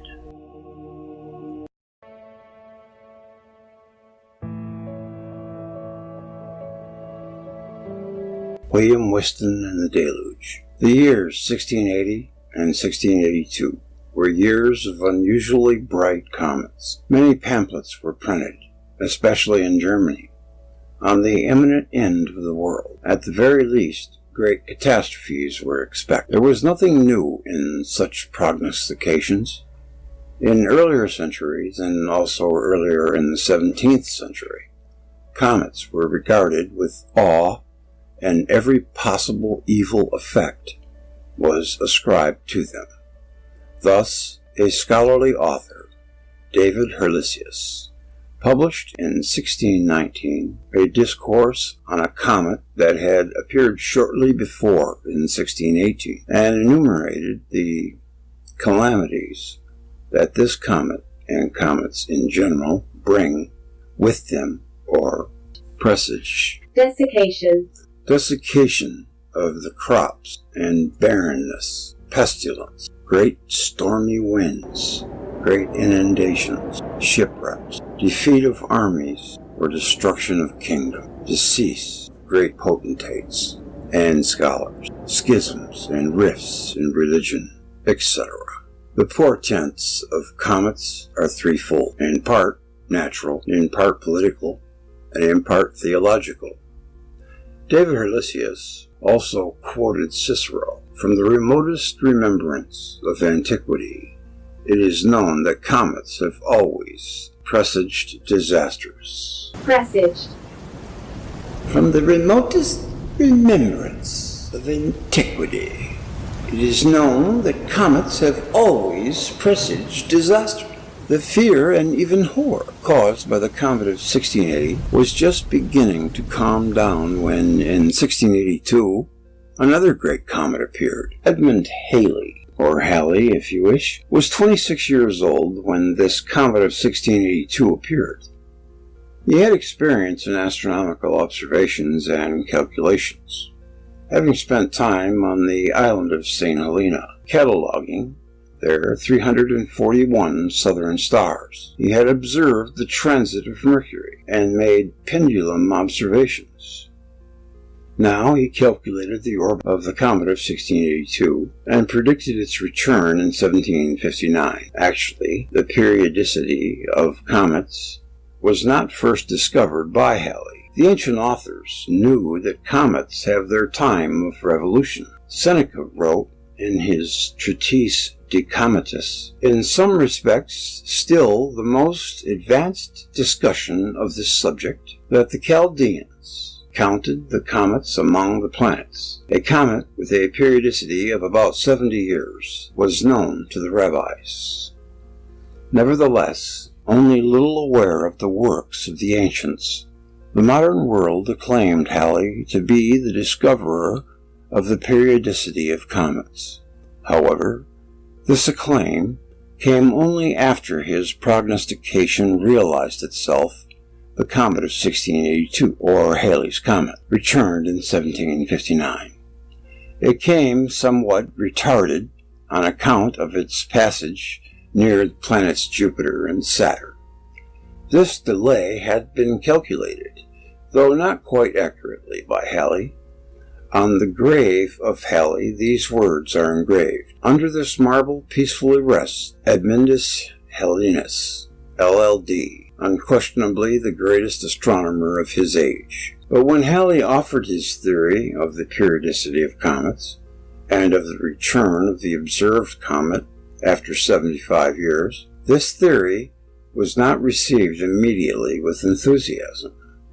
Yet in the mind of a contemporary mathematician, the idea of a periodic return of comets was the beginning of a broadly developed theory of the origin of the world and of the nature of the deluge. William Whiston, born in 1667, published in 1696 his New Theory of the Earth. In this book, he claimed that the comet of 1682 was of 575.5-year periodicity, that the same comet had appeared in February 1106 in plus 531 in the consulate of Lampadius and Orestes, And in September of -44, the year of Caesar's assassination, Whiston further asserted that this comet had met the Earth in -2346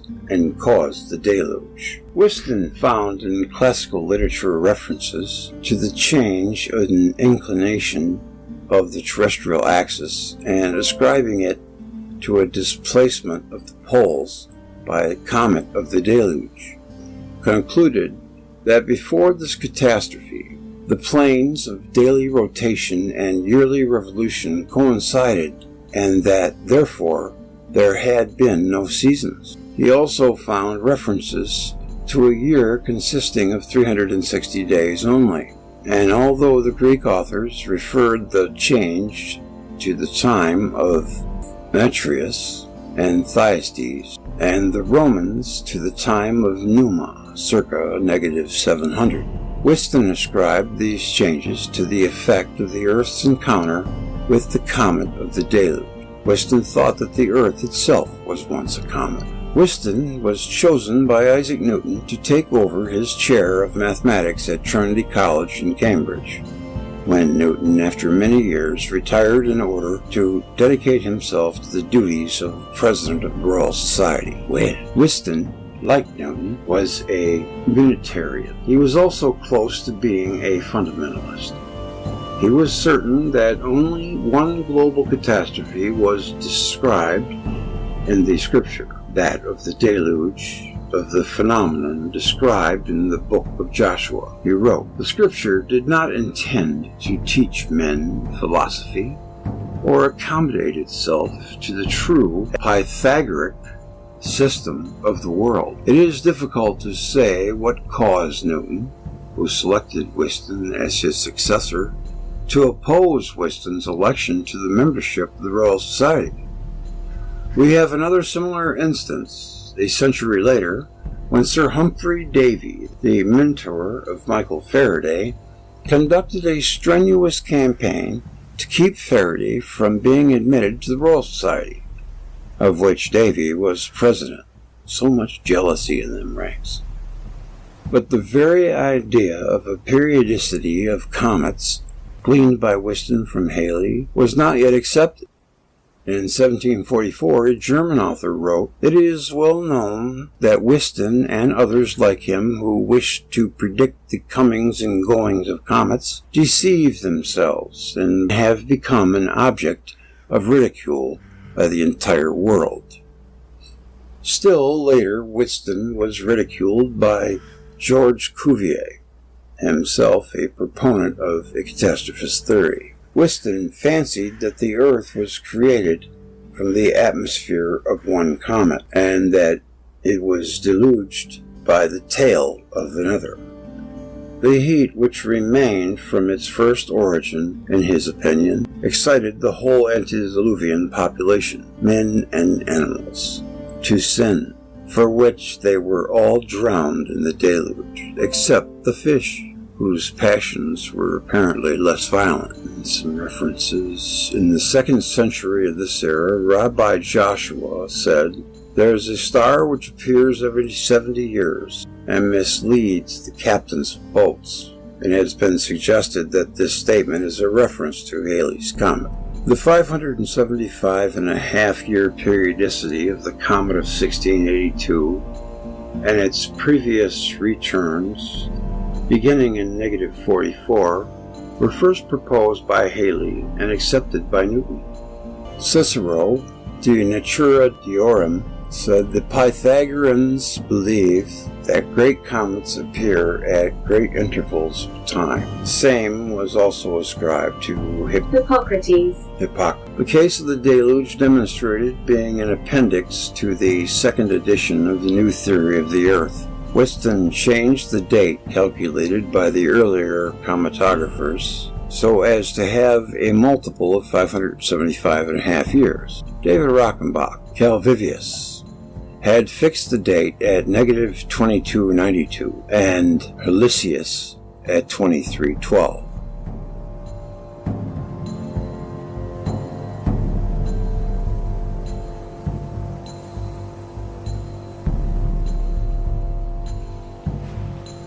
Deluge and the Comet. The idea that a comet heralded the deluge was not new with William Winston. It is found in several earlier authors, the so-called cometographers and chronologists of the 17th century.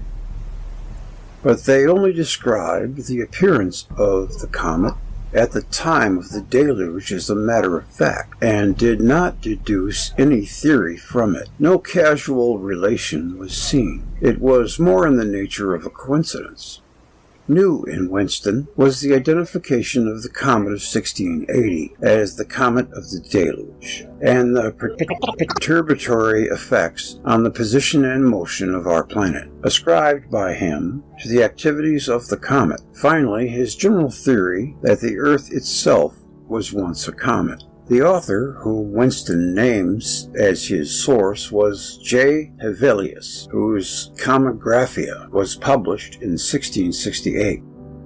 Apparently, Winston did not go further back to the sources of Hevelius, to Abraham Rockenbach, thus Seth Calvisius, Hernicus, Exterminus, Christopher Helvicus, 1581 to 1617. Abraham Rockenbach was a scholar of the late Renaissance, a man of broad interests, already evident from the fact that he occupied both the chair of Greek and of mathematics at the University of Frankfurt, and later taught law and became dean of Philosophical College at that university in 1602. He published a short treatise in Latinicus, and in it he had the following entry concerning the deluge. It's a wonder he doesn't speak Latin, the whole thing. In the year of the creation of the world, 1656, after Noah had attained the age of 600 years, 3 days before the death of Methuselah, a comet appeared in the constellation Pisces, was seen by the entire world as it traversed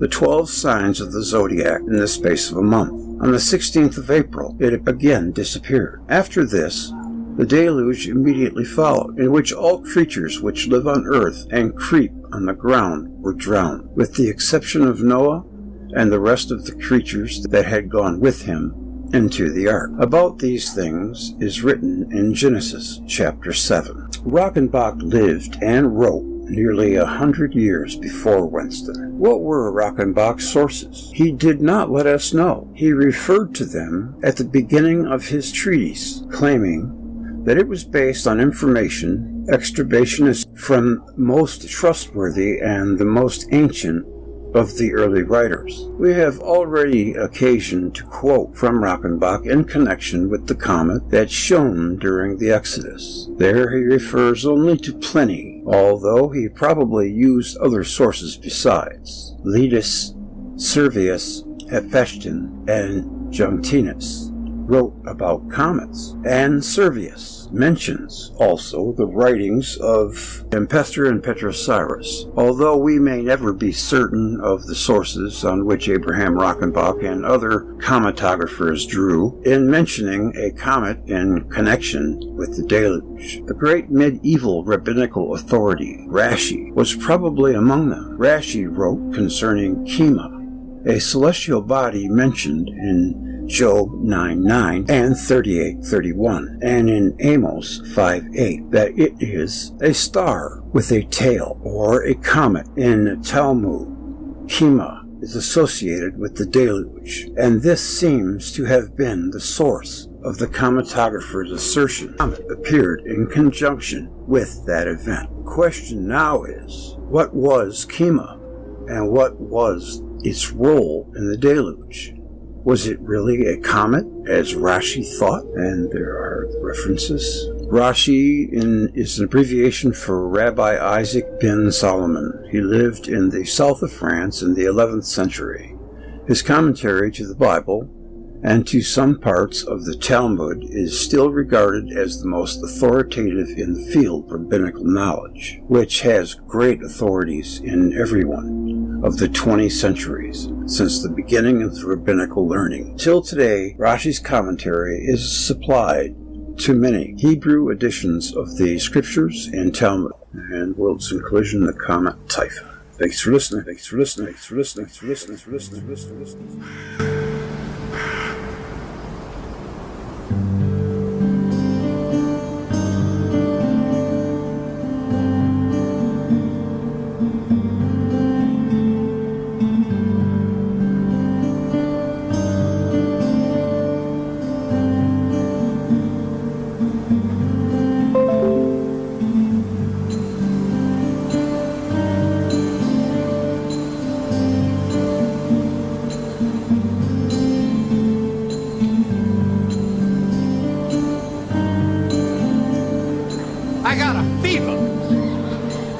prescription is for Velikoski.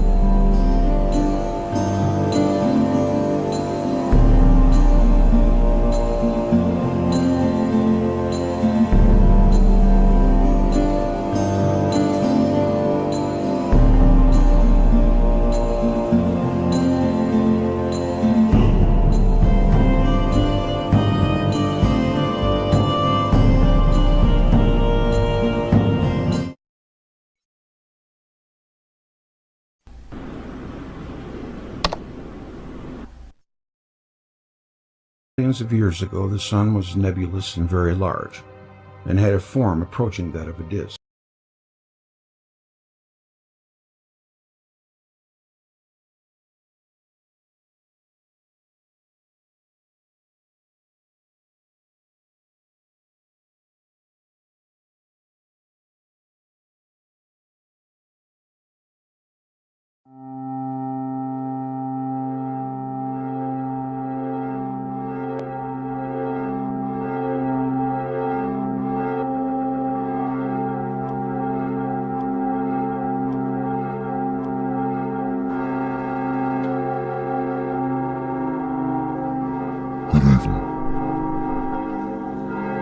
Good difficulties you are experiencing is not the fault of your... What you are experiencing now is not the fault of your receiver, nor the internet. You have been specifically selected. We have assumed control for another edition of Nite Owls.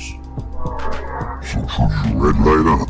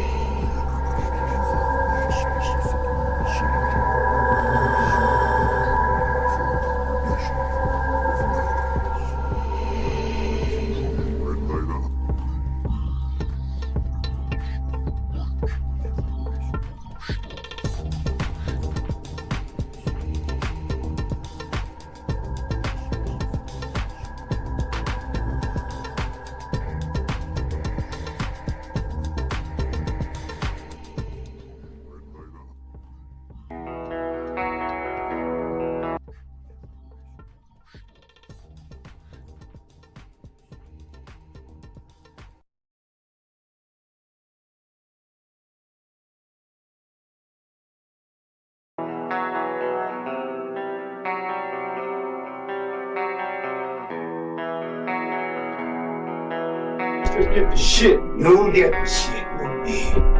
Me? Shit.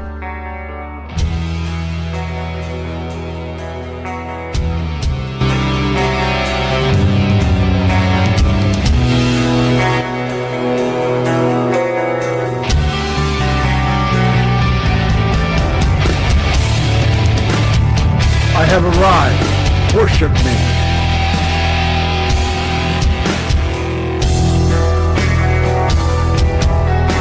No, I'm just kidding.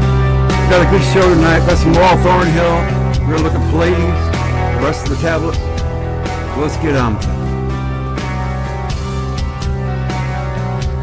Thank you for coming.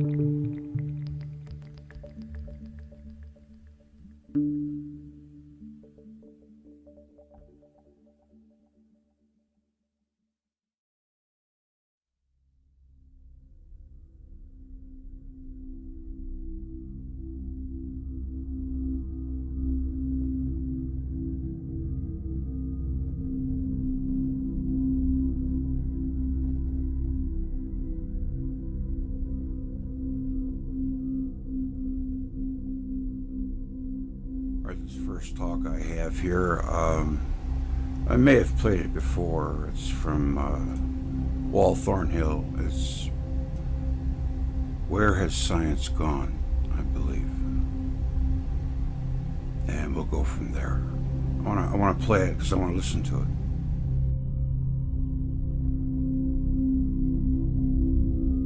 My nephew painted that. Dave, painting art monkey on DeviantArt.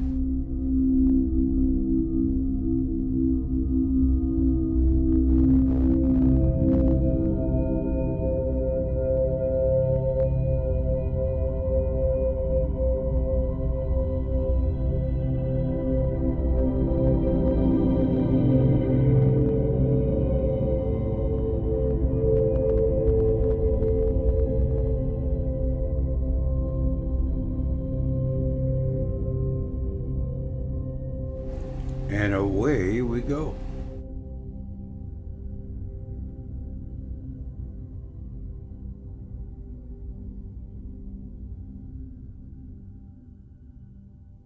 I like letting it sizzle.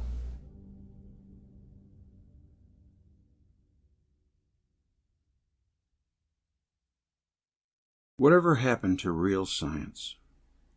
Just as much of modern science has become self-serving and striving for status and funding, the theory of how science should be done is similarly affected. An assessment of a theory based on degrees of belief might be useful if scientists didn't routinely ignore, minimize, or dismiss falsifying evidence and twiddle the countless knobs on their models to fit new data. The most glaring modern example of such behavior is the rejection of stark evidence of intrinsic redshift of quasars. Big Bang cosmology is already lifeless by its assessment, but belief keeps the corpse warm, while we allow the few scientists who judge the data according to their beliefs to control publication, funding, and press releases. Real science is dead. On May 7th, New Scientist published Do We Need to Change the Definition of Science? By Robert Matthews.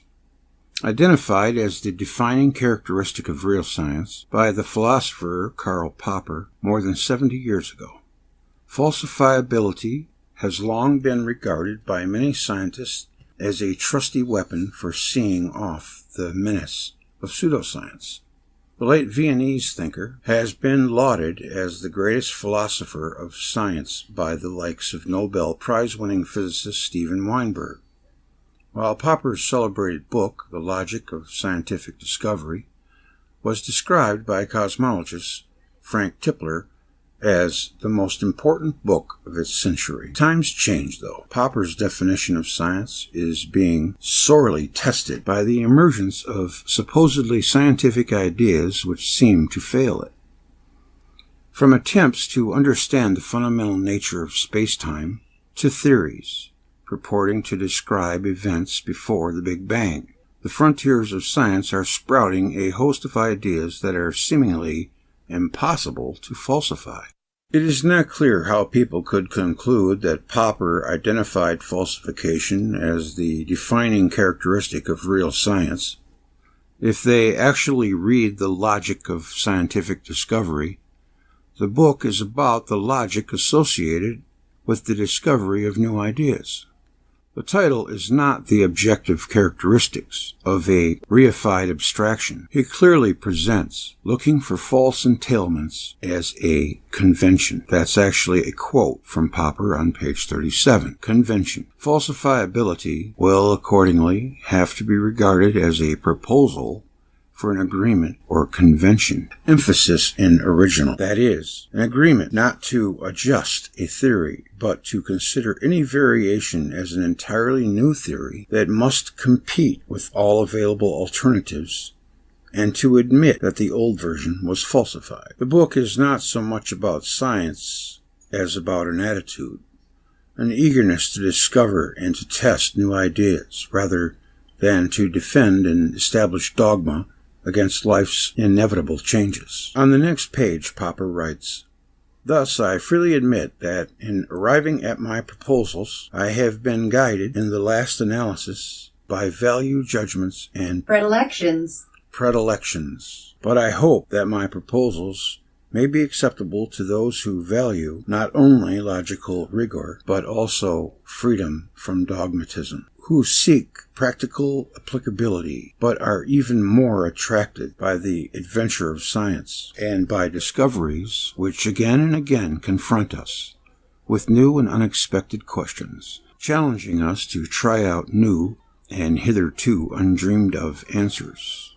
The newest scientist article, much of Popper's appeal rests on a clear-cut logic that seems to underpin the concept of falsibility. Popper illustrated this through the now celebrated parable of the black swan. Suppose a theory proposes that all swans are white. The obvious way to prove the theory is to check that every swan really is white. But there's a problem. No matter how many white swans you find, you can never be sure there isn't a black swan lurking somewhere. So you can never prove the theory is true. In contrast, finding one solitary black swan guarantees that the theory is false. This is the unique power of falsification, the ability to disprove a universal statement with just a single example, an ability, Popper pointed out, that flows directly from the theorems of deductive logic. Comment. Popper's emphasis is on testing, and he repeats that is something scientists decide to do. It doesn't exist independently in the passive-voiced objective world. Someone does it, or more commonly these days doesn't do it. Popper's idea isn't sorely tested by modern theories. Modern scientists simply decide not to discover new ideas. There are plenty of black swans swimming in the pond of science. Scientists just decided to define them as a different species rather than to look for a new theory that accounts for black swans. Philosopher Colin Howson of the London School of Economics in the UK believes it is time to ditch Popper's notion of capturing the scientific process using deductive logic. Instead, the focus should be reflecting what scientists actually do, gathering the weight of evidence for rival theories and assessing their relative plausibility. Howson is a leading advocate for an alternative view of science based not on simplistic true-false logic, but on the more subtle concept of degrees of belief. At its heart is a fundamental connection between the subjective concept of belief and the cold, hard mathematics of probability. Comment. Here is the point of departure from real science, where the perceived probability of a belief being true determines the course of science. This should sound familiar. After all, it is what scientists do for a living, and it is a view of scientific reasoning with a solid theoretical basis. At its core is a mathematical theorem which states that any rational belief system obeys the laws of probability, in particular the laws devised by Thomas Bayes, an 18th century English mathematician who pioneered the idea of turning probability theory on its head. Unlike Popper's concept of science, the Bayesian view doesn't collapse the instant it comes into contact with real life. It relies on the notion of accumulating positive evidence for a theory. Comment.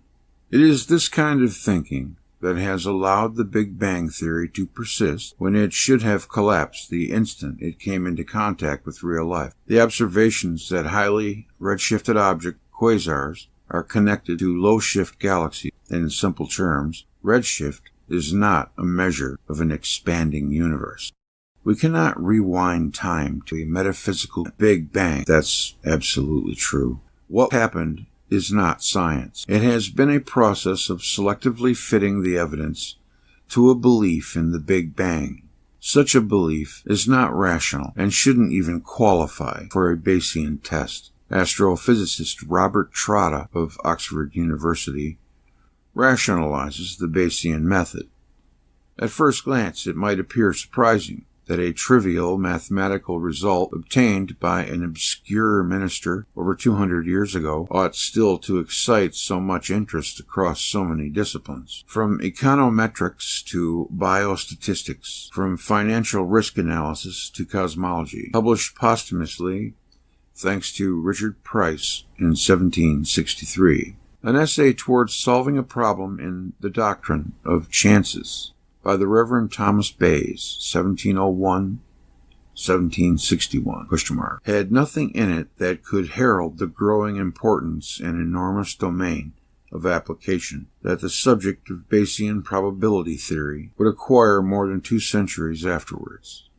However, upon reflection, there is a very good reason why Bayesian methods are undoubtedly on the rise in this particular historical epoch. The exponential increase in the computational power of the last few decades made massive numerical inference feasible for the first time, thus opening the door to the exploitation of the power and flexibility of a rich set of Bayesian tools. Bayesian. This is Bayesian. Looks like Bayesian to me. Thanks to fast and cheap computing machines, previously unsolved inference problems become tractable, and algorithms for numerical simulation flourished almost overnight. Cosmology is perhaps among the latest disciplines to have embraced Bayesian methods, a development mainly driven by the data explosion of the last decade. However, motivated by difficult and computationally intensive inference problems, cosmologists are increasingly coming up with new solutions that add to the richness of a growing Bayesian literature. Well, I think what he's saying is that science needs to be more open and honest. They've taken a certain doctrine and just run with it and don't allow anything else even to see the light of day. And that's just not right. But it's in line with everything else. The world has been corrupted in every way, shape, and form. End of part 1. It says, is this a runaway star from another star formation site? Is it a very local bit of star formation? Is it a different way for such a supernova to occur? None of these seems very likely, so we have a real puzzle. Well, the problem stems from the theory of stars themselves. In fact, the models of stars are so complex that they are non-predictive. One wag suggested you could just as easily come up with a koala bear as a star from the complexity of the theory. The other thing is that a supernova explosion is not really understood. It's a very clever model, but it's totally beyond belief. You have a star which suddenly switches off its theoretical engine at the center, its nuclear furnace, and it suddenly implodes. So this requires the switch off to be sudden, and not only that, the implosion then has to rebound to form the explosion. Of course, this kind of model you would expect would form a spherical shell of material racing away from the star. But what do we see when we look at supernovae? Generally, they have an axis along which matter is ejected. So it's not spherical, the explosion. So this is another puzzle. In fact, it was June last year, it was reported that supercomputer models of supernovae failed to explode. All they did was to implode and collapse. So it's not surprising that astronomers are puzzled. This particular supernova shows a high degree of helium, which also is unexpected. So it was even suggested that perhaps this particular supernova was another type which is due to white dwarfs exceeding a certain mass and then exploding. And so they said maybe it was a collision of 2 white dwarfs, one of which was helium-rich. So you can see these special conditions that are being introduced in order to try and explain this supernova. Now, it's just a couple of years ago that I had published in the IEEE Transactions on Plasma Science my explanation of supernova 1987A, which shows structure. It showed 3 rings which were centered on an axis through the star, and these rings were made of bright beads. The one nearest the star, encircling where the star was, were very bright, and those further away were dimmer. But this kind of structure is just not explained by any theory of an exploding star.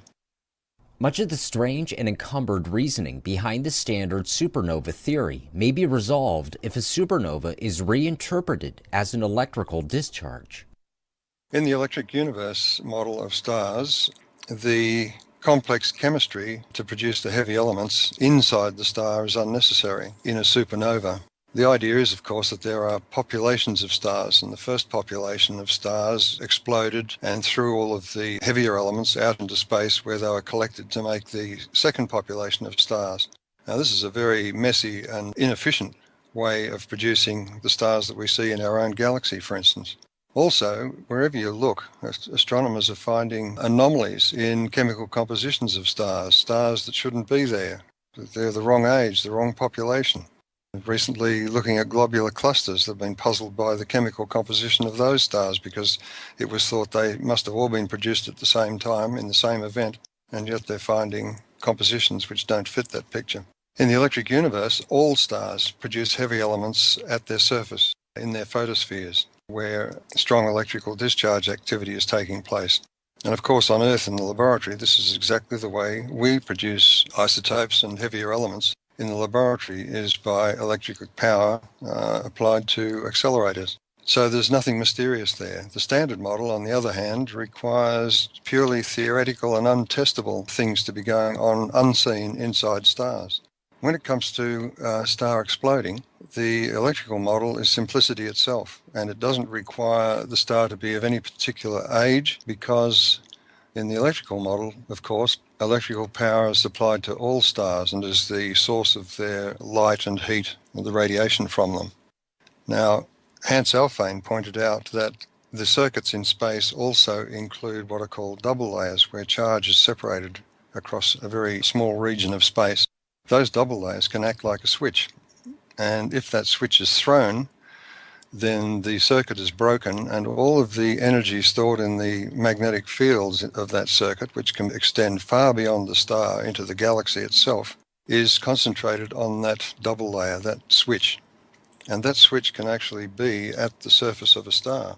So a supernova explosion is purely an electrical explosion. It's the kind of thing that has been photographed, and you can see on YouTube, when high voltage transmission power lines, the circuit is opened at an inappropriate time, and a huge arc stretches between the two electrodes as they separate. So you could say that what you're looking at in a supernova explosion is the opening of a stellar switch, when that star suddenly brightens to the point where it can outshine all of the rest of the stars in that galaxy. For continuous news from the electric universe, stay tuned to thunderbolts.info. News from the electric universe. I think Stay it might tuned stay to Thunderbolts. in that folder until it completes all the videos. I'm pretty sure.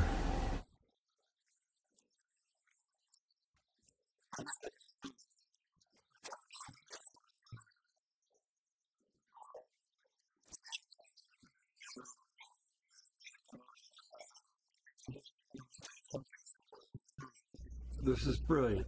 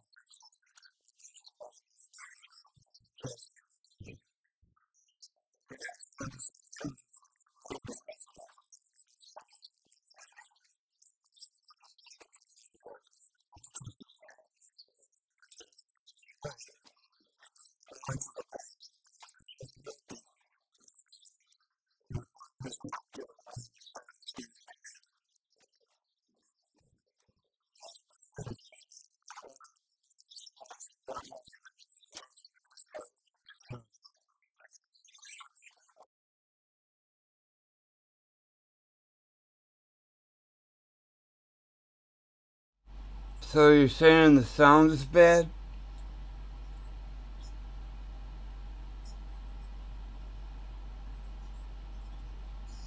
We'll move on to a different video then. So I'm about to wrap it up.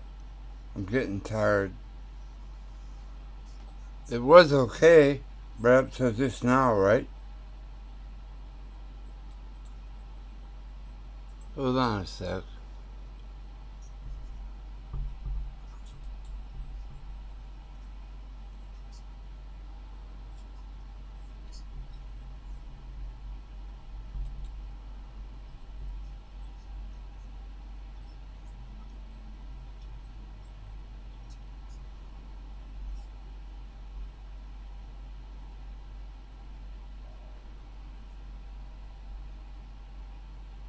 So you're saying the sound is bad?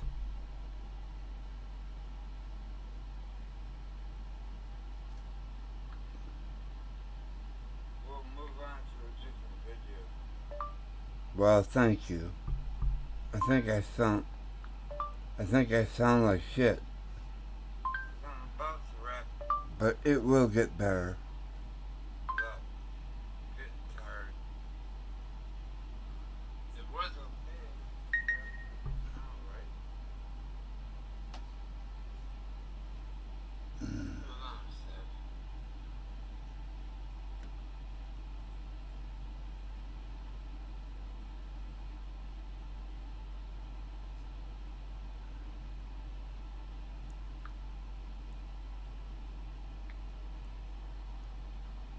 I'll hit play again. Let me know.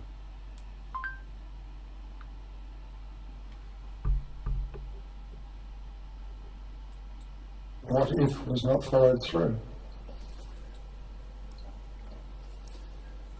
Herschel reveals a ribbon of future stars. This was reported on March the 30th this year. So this is a very recent picture. Stars and planets are formed by powerful electromagnetic forces like pearls on a cosmic string. This is a quote from an earlier report. Gravity can be ignored. Plasma cosmology. There is no gravitational accretion. There's no way you can form a string like that using gravity. Gravity is a central force, and material tends to come into a center. It doesn't form a string. But this recent report says, and this is important, stars are shot out of the filaments by a slingshot mechanism. And there's a diagram here which shows the filaments moving around like those in the plasma ball. You know, So it's different for everybody. The stars having been formed in this filament are left behind as the filament moves on, and these stars are shot out. And it's interesting because Tony Peratt Strange. To us once the effect seen in high energy discharge experiments has these plasmoids scattered like buckshot. Now it's not only stars that are formed here, it's all solid bodies, including planets. And they may be captured by the stars to form the weird assortment, over 3,500 of them so far, of exoplanetary systems that have been observed. New stars also may fission to produce hot Jupiters in very close orbits and achieve electrical stability with their changing electrical environment. The movement of the filaments, as I said, is like those in the plasma ball. heavy elements convect into a cool core. This is interesting because those blue filaments you saw before are the coldest part of the cloud, and this is where the stars are forming. The traditional view is that the stars had to form by gravitational collapse and not lose any of the heat of the collapse, otherwise they couldn't start their nuclear fires. This doesn't require any of that. I need to know as soon as It was one of the surprises for theorists is that the blue filament I mentioned is the coldest part of the cloud and contains 800 times as much mass as the sun. Very strange. This is not a surprise for plasma cosmologists.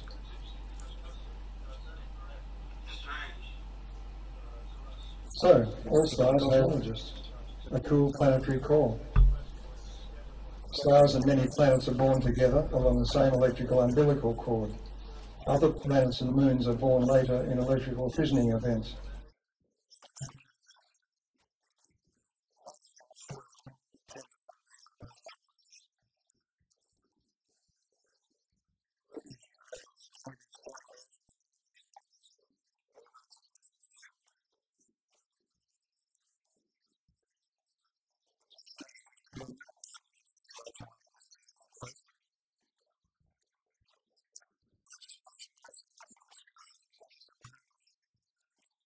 There's something wrong.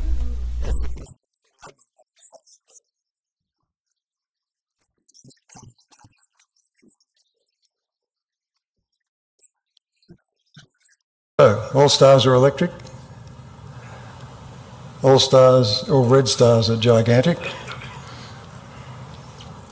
Planets can orbit within their anode glow, and even astronomers acknowledge that. They have suggested that there could be satellites orbiting within the Betelgeuse glow. However, with their notion that the red giant is formed by an ultra-hot core, those planets would not be suitable for life. In the electric universe, it has a cool core. Objects orbiting within the red envelope are suitable for life. Now, one of the very interesting things is that there are no seasons on any satellites orbiting within that red sphere, because the energy received on any body within that sphere is equal over the entire surface of that body. So that a planet orbiting within that red sphere has no seasons, even temperatures. In fact, I would say the brown dwarfs are the cosmic wombs of life in the universe. One of the interesting facts, of course, that would suddenly come out of this is that these red spheres are glowing plasma, and glowing plasma will not let radio waves pass through. So the search for extraterrestrial intelligence using radio waves is, in my opinion, a wasted effort, because anyone living on a satellite inside one of these glowing red wombs would not even be aware that there was a greater universe out there full of stars, let alone try and use radio, because any radio signals would not pierce that plasma. Just an interesting side issue here. So this is my view of proto-Saturn, and I've just put 2 satellites there, but there are obviously more. Titan, for instance, would have been one of the satellites. Earth and Mars. So there they are inside this glowing shell, and the evidence of the earliest recollections of mankind appears to be that the purple dawn of creation was the skylight. That was the colour of the sky, purple dawn. And that is precisely the colour you would expect in this circumstance, because you have the red end of the spectrum, and you also have a certain amount of the violet and ultraviolet light due to electrical activity in the plasma. So this fits with the, if you like, the earliest recollections of mankind, that was our environment. 50% of red dwarfs have Earth-sized planets in their habitable zone. Remember I said that astronomers feel this is the place where life is most likely to be found. Now, if you look at Jupiter, for instance, and consider that as a red dwarf, and its plasma sphere was lit up, Io has a 1.75-day orbit, Europa has a 3.5-day orbit, Ganymede 7 days, and Callisto 17 days. Any of the satellites that were released from Jupiter's grip would have a rotation rate which equaled their daily rotation rate, because they're locked always with the same face towards the central body. It suggests that the Earth and Mars had orbits which were about a day in length. This is the kind of information that you can get from this kind of model. The other thing is, you'll notice in this diagram, there is no Venus. So, we have a huge red anode glow, which was what we call proto-Saturn. We had a purple dawn of creation and no Venus. These are the important things to understand about proto-Saturn. Just recently, a map of a nearby red dwarf was produced using a Doppler imaging technique. It's one of a pair of red dwarfs near Alpha Centauri with a separation of 3 astronomical units. There's a bright near-polar region which can be clearly seen in the upper right panels, and a darker mid-latitude area visible in the lower left panels is consistent with large-scale cloud inhomogeneities. However, that's an assumption that what we're looking at is an atmosphere, but we're not looking at an atmosphere, we're looking at a plasma sheath. So this variation said in the electric universe model will be due to objects orbiting within that plasma sheath, either inside or outside that plasma sheath, because that would affect the discharge. The other thing is that this bright spot towards the pole is the same kind of thing that's found at Betelgeuse, the red giant, which indicates that that's the electrical connection with the Birkeland currents that drive these particular stars. If I'm right, the patterns here should be more repetitive than weather patterns and without banding like Jupiter, which is undetectable so far by this technique, but you never know what they can do tomorrow. Red dwarfs and giants change in radius, which is not the kind of thing that you would expect if this is a normal body. However, this change in radius is the star's response to changes in its electrical environment. It's quite natural. It's a plasma effect. They also tend to flicker in brightness. All of this is indicative of a star lacking the stabilizing effect of the bright photosphere of bright stars. That's according to Don Scott's transistor model. That is a stabilizing influence in all bright stars. Red stars don't have that luxury. Proto-Saturn's capture. This is the interesting part of it. This took me decades to try and figure out, because the model of planets arranged with their poles in a line is unstable. There's no Newtonian theory to explain a daisy chain of planets. So it eventually dawned on me that what we had was a dynamic arrangement where Proto-Saturn, which is in this diagram over here, that's Proto-Saturn, and you can just see a few little brighter red dots behind it. They are the Earth and Mars and other satellites. That's meant to represent those satellites. The explanation came to me once I had realised that the stabilisation of the planetary orbits as we see them today, why is the Newtonian system a clockwork system, or it appears to be a clockwork system, when you only have one force? Well, the answer is you cannot have a stable system with one force. There has to be a feedback mechanism. And as I explained the other day, you can change the mass of a planet or a star by either placing charge on it or taking charge away. And it occurred to me that a small star like Proto-Saturn entering the environment of the Sun would suffer a drastic change in its electrical environment, with a result, actually, that Proto-Saturn would have become one gigantic comet, because a body which is negatively charged with respect to its environment is a cometary body, and a body that's positively charged with respect to its environment is an anode in the discharge, and it is a star. So this was a change, a sudden change, once Proto-Saturn approached the solar system at that time closely. At least it would have been most drastic once it entered the heliosphere, the boundary of the Sun's environment with interstellar space. So Saturn as a comet is removing electrons, and the result is that it is losing mass, it's accelerating towards the Sun. The bodies behind it, actually, sorry, I got that around the wrong way. The Proto-Saturn itself is losing electrons, as comets do. They are being passed on to its satellites. The satellites are gaining in mass. Saturn is losing in mass. Conservation of energy says that proto-Saturn accelerates towards the Sun, and this is part of the electrical capture mechanism. The Earth and Mars and the other satellites gaining in mass will tend to fall behind and line up, rather like Comet Shoemaker Levy 9.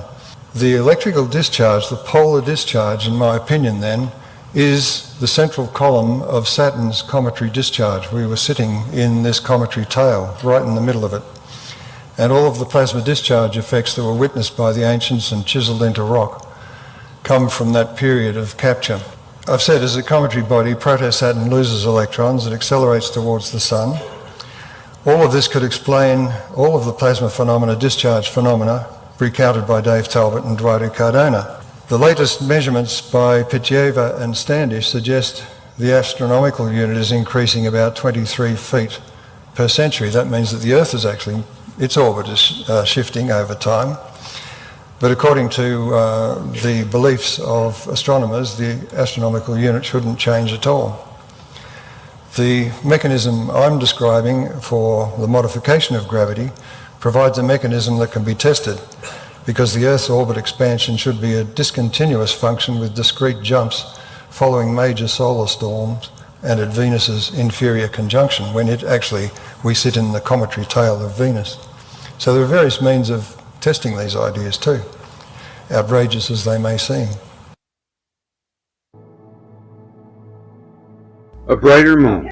Many traditions persist that at some time in the past the moon was much brighter than it is now, and larger in appearance than the sun. In many rabbinical sources, it is stated that the sun and the moon were equally bright at first. The same statement was made to D. Sahagan by the Aborigines of the New World. The sun and the moon had equal light in the past. At the other end of the world, the Japanese asserted the same. The Nihongi Chronicle says that in the past, the radiance of the moon was next to that of the sun in splendor. Traditions of many peoples maintain that the moon lost a large part of its light and became much dimmer than it had been in earlier ages. In order that the sun and the moon should give off comparable light, the moon must have had an atmosphere with a huge albedo, refracting power, or it must have been much closer to the Earth.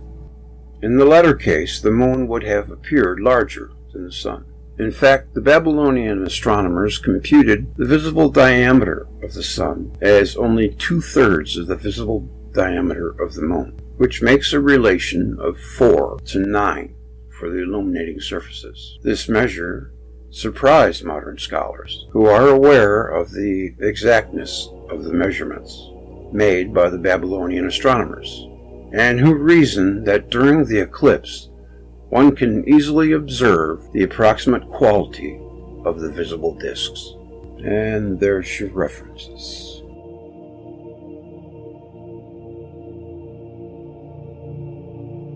The worship of the moon. Because of its size, and also because of the events which accompanied the first appearance of the moon, many ancient peoples regarded the moon as the chief of the two luminaries. The sun was of smaller importance than the moon in the eyes of the Babylonian astrologers. The Assyrians and the Chaldeans referred to the time of the moon god as the oldest period in the memory of the people, before other planetary gods came to dominate the world ages. The moon was the supreme deity. Such references are found in the inscriptions of Sargon II, circa -720, and Nabonidus, circa -550. The Babylonian Sin, the moon, was a very ancient deity. Mount Sinai owes its name to Sin. The moon, appearing as a body larger than the sun, was endowed by the imagination of the peoples with a masculine role, while the sun was assigned a feminine role. Many languages reserved a masculine name for the moon. It was probably when the moon was removed to a greater distance from the earth and became smaller to observers on the Earth. That another name, usually feminine, came to designate the moon in most languages. See Bazold in Baal. In Babylonian cosmology, the moon god Sin, Nana, was considered to be the father of the sun god Shamash, Utu, and was commonly addressed as Father Sin. S. Langdon, Sumerian and Babylonian Psalms, 1909. F. Cumont noted the prominence of Sin in the earliest historical period in Babylonia and found it remarkable that at first the primacy was assigned to the moon, astrology and religion among the Greeks and Romans. The late Assyrio-Babylonian cult of the moon, according to Dabistan, a Persian work of early Islamic times, the Kabath of Mecca was originally dedicated to the worship of the moon, on moon worship among the ancient Arabs. Also, the Greeks regarded the moon as of greater importance than the sun. The sun's subordination to the moon is a remarkable feature of early Greek myth. Helios was not even an Olympian, but a mere Titan's son. C.R. Markham describes sacrifices to the moon by the natives of Peru in the 16th century. Also, the Indians of Vancouver Island assigned greater importance to the moon than the sun, as did several tribes in Brazil.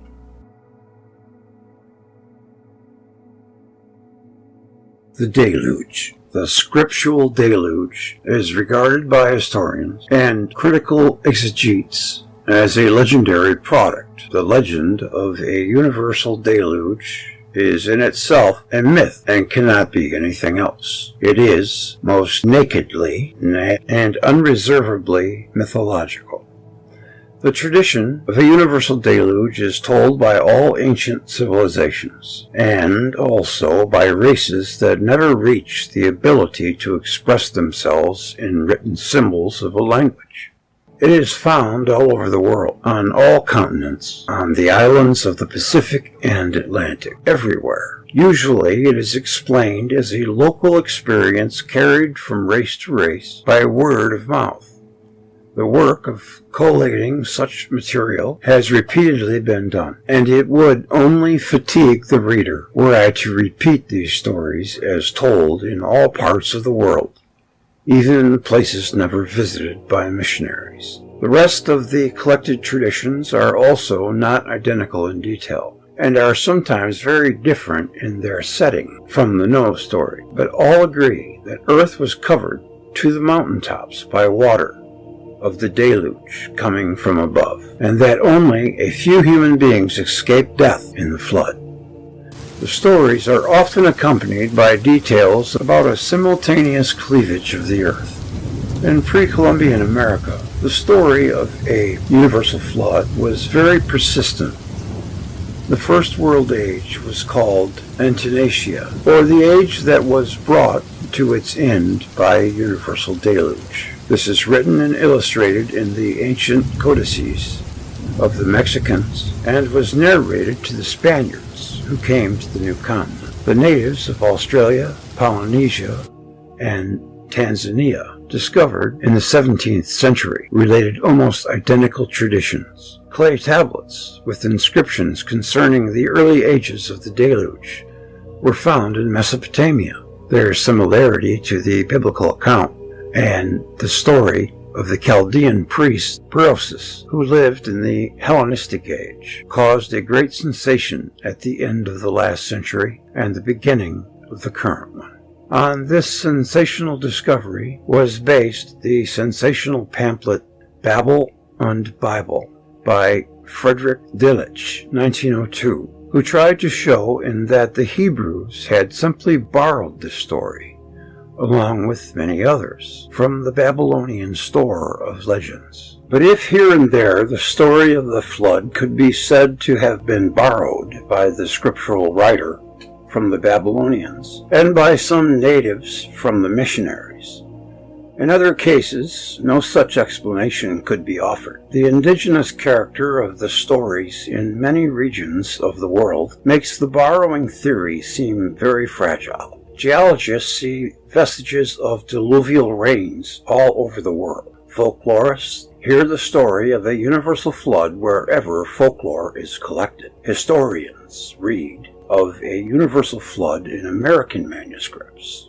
in Babylonian clay tablets, and in the annals of practically all cultured peoples. But the climatologists make it very clear that even should the entire water content of the atmosphere pour down as rain, the resulting flood could not have covered even the lowland slopes, far less the peaks of the mountains, as all accounts insist that this deluge did.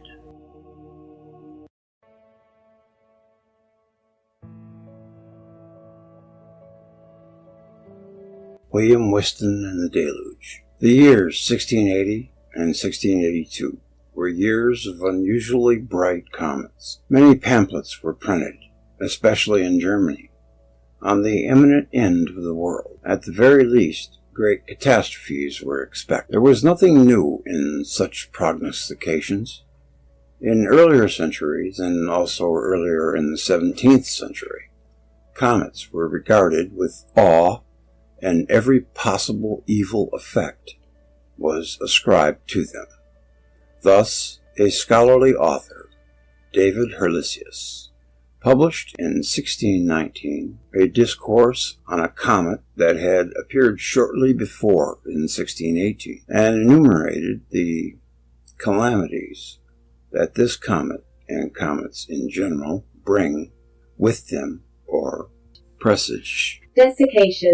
Desiccation of the crops and barrenness, pestilence, great stormy winds, great inundations, shipwrecks, defeat of armies, or destruction of kingdom, decease of great potentates and scholars, schisms and rifts in religion, etc.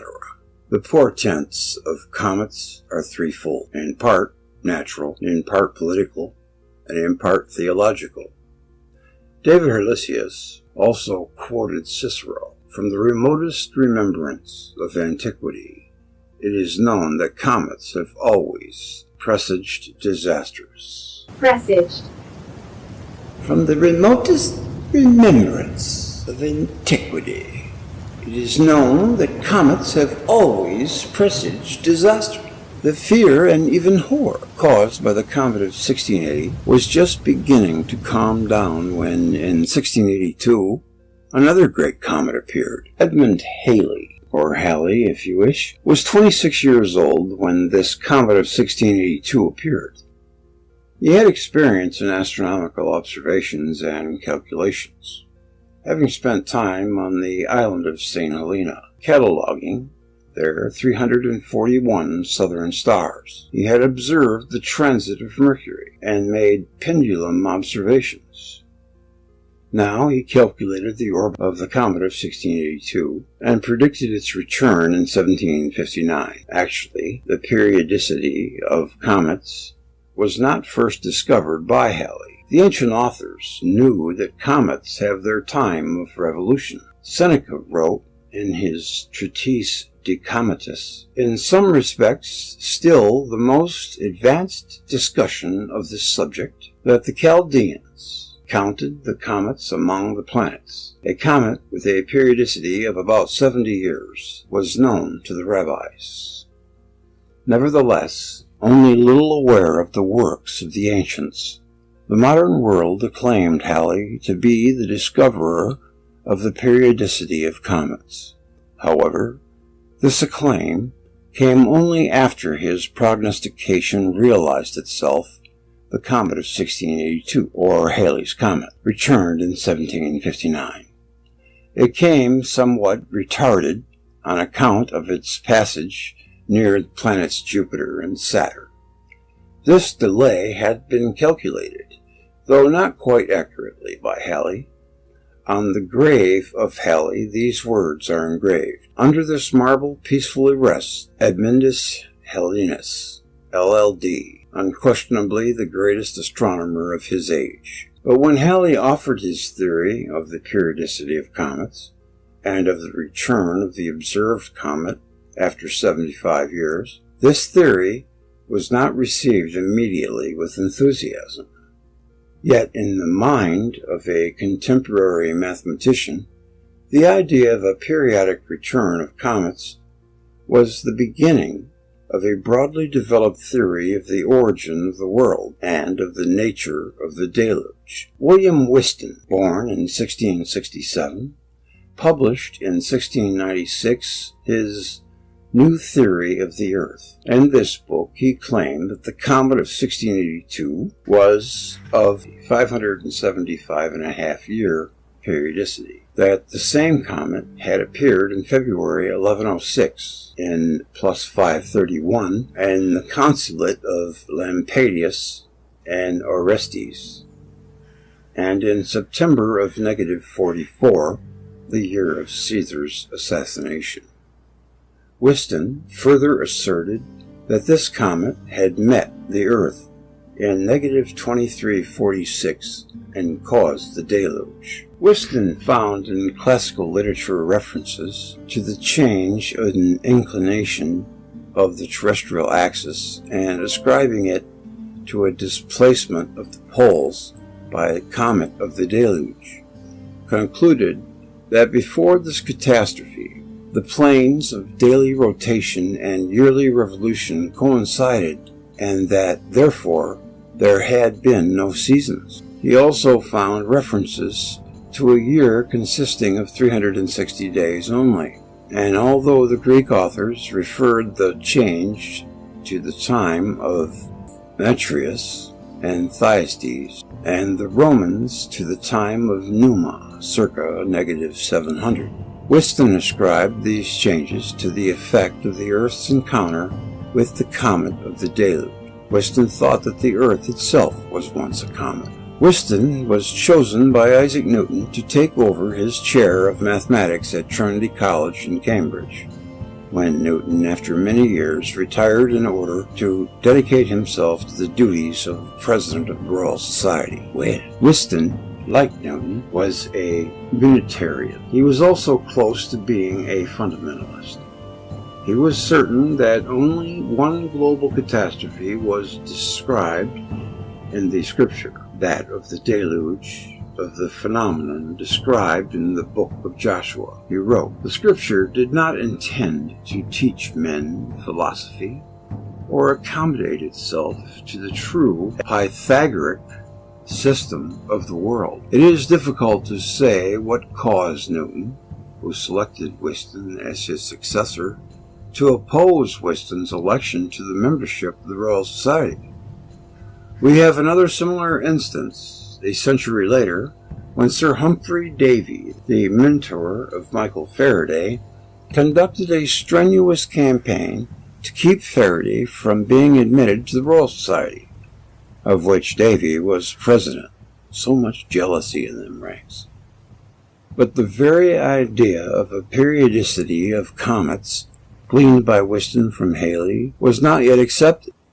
In 1744, a German author wrote, "It is well known that Whiston and others like him who wished to predict the comings and goings of comets deceive themselves and have become an object of ridicule by the entire world."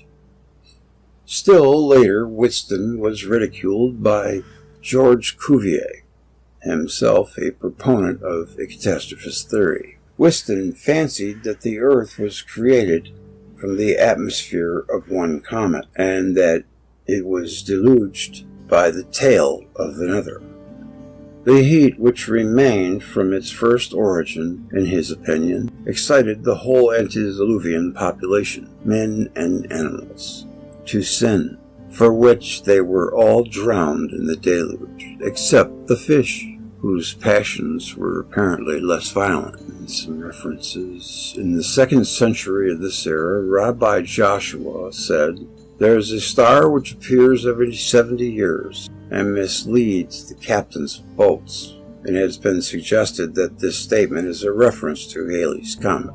The 575.5-year periodicity of the comet of 1682 and its previous returns, beginning in negative 44, were first proposed by Halley and accepted by Newton. Cicero, De Natura Deorum, said the Pythagoreans believed that great comets appear at great intervals of time. The same was also ascribed to Hippocrates. The case of the deluge demonstrated being an appendix to the second edition of the new theory of the Earth. Weston changed the date calculated by the earlier cometographers so as to have a multiple of 575.5 years. David Rockenbach, Calvivius, had fixed the date at negative 2292 and Heliceus at 2312.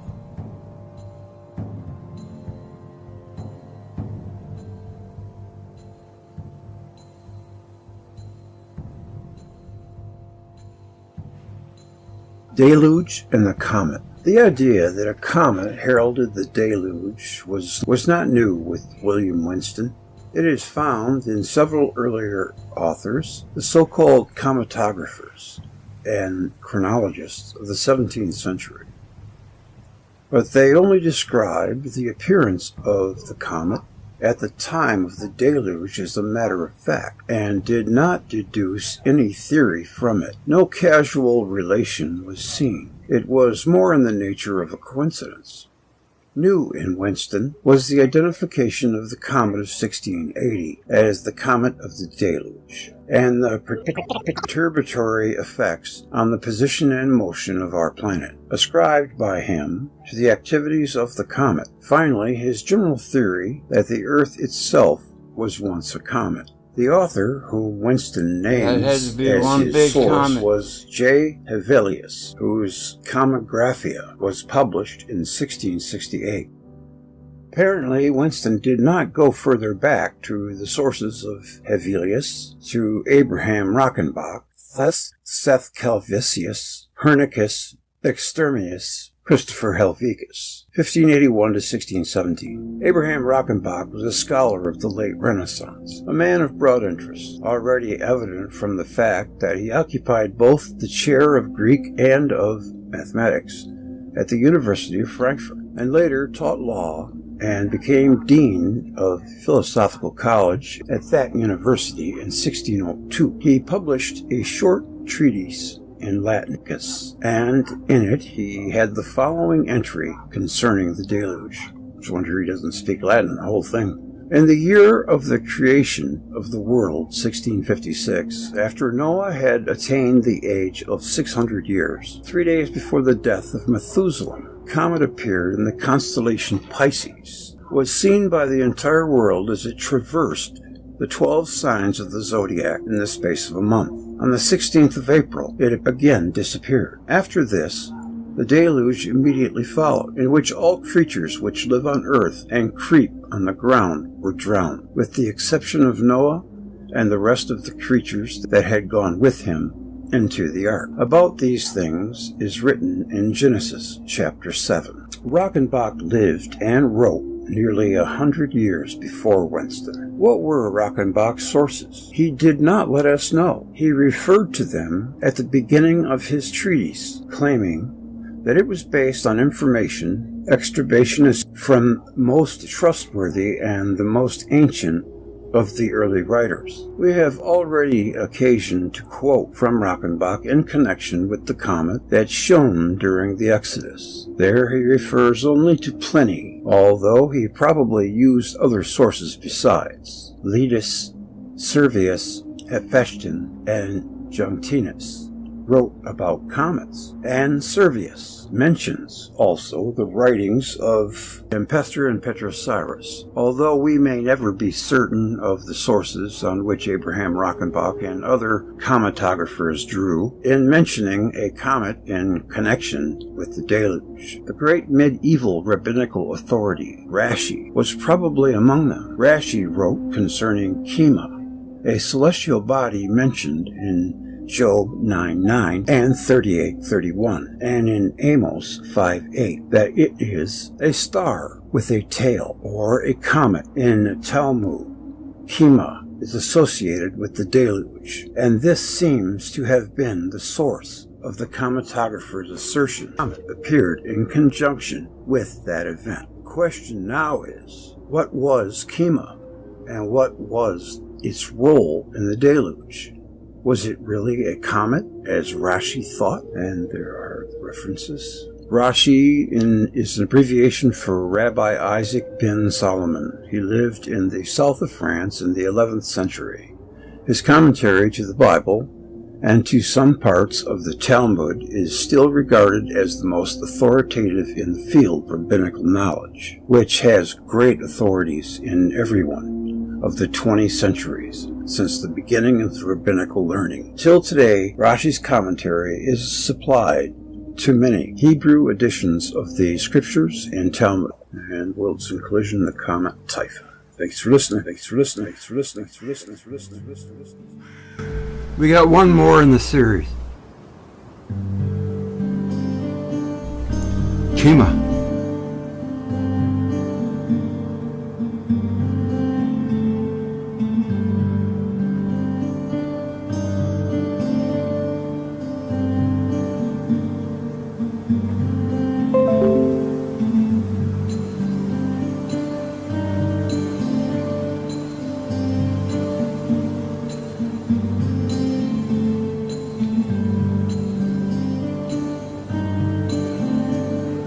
I got a fever, and the only prescription is for Velikoski.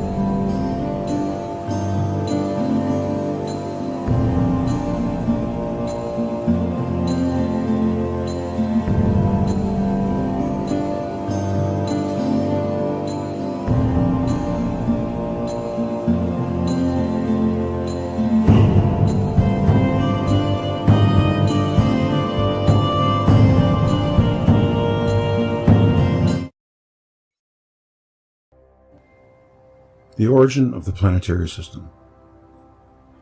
All theories of the origin of the planetary system and the motive forces that sustain the motion of its members go back to the gravitational theory and the celestial mechanics of Newton. The sun attracts the planets, and if it were not for a second urge, they would fall into the sun. But each planet is impelled by its momentum to proceed in a direction away from the sun, and as a result, an orbit is formed. Similarly, a satellite or a moon is subject to an urge that drives it away from its primary. But the attraction of the primary bends the path on which the satellite would have proceeded if there had been no primary, if there had been no attraction between the bodies. And out of these urges, the satellite's orbit is traced. The inertia or persistence of motion implanted in planets and satellites was postulated by Newton, but he did not explain how or when the initial pull or push occurred. The theory of the origin of the planetary system, which dominated the entire 19th century, was proposed by Swedenborg, the theologian, and Kant, the philosopher. It was put into scientific terms by Laplace, although not explored by him quantitatively, and in brief is as follows. Hundreds of millions of years ago, the sun was nebulous and very large, and had a form approaching that of a disk. This disk was as wide as the whole orbit of the furthest of the planets. It rotated around its center, owing to the process of compression caused by gravitation. A globular sun shaped itself in the center of the disk. Because of the rotating motion of the whole nebula, a centrifugal force was in action. Parts of matter, more on the periphery, resisted the attracting action directed toward the center and broke up into rings, which balled into globes. These were planets in the process of shaping. In other words, as a result of the shrinkage of the rotating sun, matter broke away and portions of this solar material developed into planets. The plane in which the planets revolve is the equatorial plane of the sun. This theory is now regarded as unsatisfactory.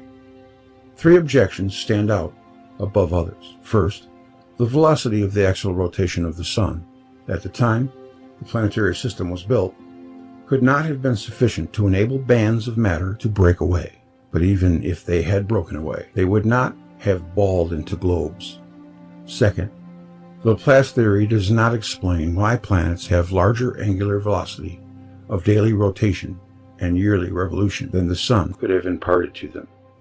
Third, what made some of the satellites revolve retrogradely, or in a direction opposite to that most of the members of the solar system? It appears to be clearly established that whatever structure we assign to a primitive sun, a planetary system cannot come into being merely as the result of the sun's rotation. If a sun rotating alone in space is not able of itself to produce its family of planets and satellites, it becomes necessary to invoke the presence and assistance of some second body. This brings us at once to the tidal theory. The tidal theory, which in its earlier stage was called the planetesimal theory, assumes that a star passed close to the sun. An immense tide of matter arose from the sun in the direction of the passing star and was torn from the body of the sun, but remained in its domain, being the material out of which the planets were built. In the planetesimal theory, the mass that was torn out broke into small parts which solidified in space. Some were driven out of the solar system, and some fell back into the sun, but the rest moved around it because of its gravitational pull. Sweeping into elongated orbits around the sun, they conglomerated, rounded out their orbits as a result of mutual collisions, and grew to form planets and satellites around the planets. The tidal theory does not allow the matter torn from the sun to disperse first and reunite later. The tide broke into a few portions that rather quickly changed from gaseous fluid and then to the solid state. In support of this theory, it was indicated that such a tide, when broken into a number of drops, would probably build the largest drops out of its middle portion and the small drops from its beginning near the sun, and its end most remote from the sun. Actually, Mercury, nearest to the sun, is a small planet. Venus is larger, Earth a little larger than Venus. Jupiter is 320 times as large as the Earth in mass. Saturn is somewhat smaller than Jupiter. Uranus and Neptune, though large planets, are not as large as Jupiter and Saturn. Pluto is quite small as Mercury. The first difficulty of the tidal hypothesis lies in the very point adduced in its support, the mass of the planets. Between the Earth and Jupiter there revolves a small planet, Mars, a 10th part of the Earth in mass, where according to the scheme, a planet 10 to 50 times as large as the Earth should be expected.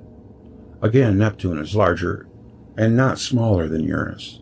Another difficulty is the allegedly rare chance of an encounter between two stars. One of the authors of the tidal theory gave this estimate of its probability. You remember the load of dust, the Burnham model? There are two specks of dust 4.5 miles apart, the sun and its nearest star. It's amazing when you look at it that way. At a rough estimate, we may suppose that a given star's chance of forming a planetary system is 1 in 5. That would be millions, billions, trillions, quadrillion.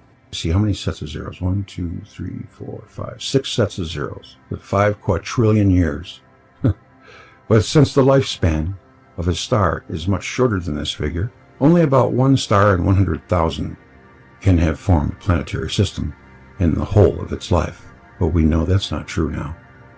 In the galactic system of 100 million stars, planetary systems form at a rate of about 1 per 5 billion. Our own system, with the age of the order of 2 billion years, is probably the youngest system in the whole galactic system of stars. The nebular and tidal theories alike regard the planets as derivatives of the sun, and the satellites as derivatives of the planets. The problem of the origin of the moon can be regarded as disturbing to the tidal theory. Being smaller than the Earth, the moon completed earlier the process of cooling and shrinking, and the lunar volcanoes had already ceased to be active. It is calculated that the moon possesses a lighter specific weight than the Earth. It is assumed that the moon was produced from the superficial layers of the Earth's body, which are rich in light silicon, whereas the core of the Earth, the main portion of its body, is made of heavy metals, particularly iron. But this assumption postulates the origin of the moon as not simultaneous with the origin of the Earth. The Earth, being formed out of a mass ejected from the sun, had to undergo a process of leveling, which placed the heavy metals in the core and the silicon at the periphery, before the moon parted from the Earth by a new tidal distortion. This would mean 2 consecutive tidal distortions in a system. The chance of even one is held extremely rare. If the passing of one star near another happens among 100 million stars once in 5 billion years, 2 occurrences like this for one and the same star seem quite incredible. Therefore, as no better explanation is available, the satellites are supposed to have been torn from the planets by the sun's attraction on their first perihelion passage. When sweeping along on stretched orbits, the planets came close to the sun. The circling of satellites around the planet also confronts existing cosmological theories with difficulties. Laplace built his theory on the origin of the solar system, on the assumption that all planets and satellites revolve in the same direction. He wrote that the axial rotation of the sun and the orbital revolutions and axial rotations of the 6 planets, the moon, the satellites, and the rings of Saturn present 43 movements, all in the same direction. One finds by the analysis of the probabilities that there are more than 4,000 billion chances to 1 that this arrangement is not the result of chance. This probability is considered higher than that of the reality of historical events, with regard to which no one would venture a doubt. He deduced that a common and primal cause directed the movements of the planets and satellites. Since the time of Laplace, new members of the solar system have been discovered. Now we know that though the majority of the satellites revolve in the same direction as the planets revolve, and the sun rotates, the moons of Uranus revolve in a plane almost perpendicular to the orbital plane of their planet, and 3 of the 11 moons of Jupiter, 1 of the 9 moons of Saturn, and 1 moon of Neptune revolve retrogradely. These facts contradict the main argument of the Laplace theory. A rotating nebula could not produce satellites revolving in 2 directions. The tidal theory. In the tidal theory, the direction of the planet's movement depend on the star that passed. It passed in a plane of which the planets now revolve, and in a direction which determined their circling from west to east. But why should the satellites of Uranus revolve perpendicularly to that plane and some moons of Jupiter and Saturn in reverse directions? This, the tidal theory fails to explain. Birkeland currents. According to all existing theories, the angular velocity of the revolution of a satellite must be slower than the velocity of rotation of its parent. But the inner satellite of Mars revolves more rapidly than Mars rotates. Some of the difficulties that confront the nebular and tidal theories also confront another theory that has been proposed in recent years. According to it, the Sun is supposed to have been a member of a double star system. A passing star crushed the companion of the Sun, and out of its debris planets were formed. In further development of this hypothesis, it is maintained that the larger planets were built out of the debris, and the smaller ones, the so-called terrestrial planets, were formed from the larger ones by a process of cleavage. The birth of smaller, solid planets out of the larger gaseous ones is conjectured in order to explain the difference in the relation of weight to the volume in the larger and smaller planets. But this theory is unable to explain the difference in the specific weights of the smaller planets and their satellites. By a process of cleavage, the moon was born of the Earth. But since the specific weight of the moon is greater than that of the larger planets and smaller than that of the Earth, it would seem to be more in accord with the theory that the Earth was born of the moon, despite its smallness. This confuses the argument. The origin of the planets and their satellites remains unsolved. The theories not only contradict one another, but each of them bears within itself its own contradictions. If the Sun had been unattended by planets, its origin and evolution would have presented no difficulties.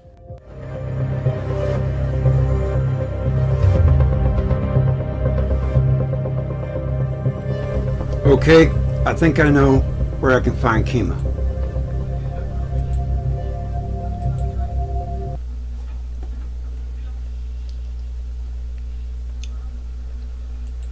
Go to my little magnifying glass. In an immense universe, a little globe revolves around a star. What is that? Where's It's that coming the from? third star in a row.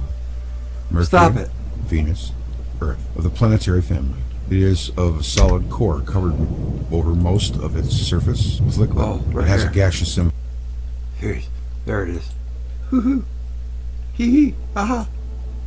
I got it. Kima.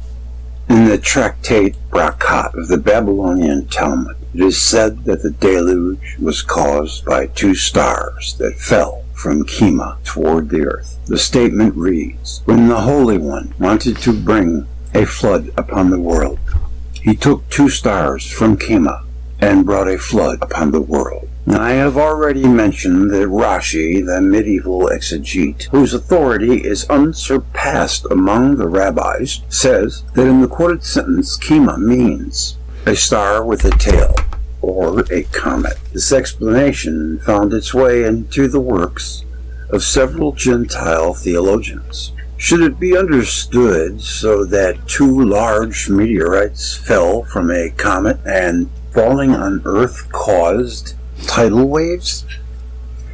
Instances when meteorites fell while a comet was glowing in the sky are known, and the classic case is found in Aristotle.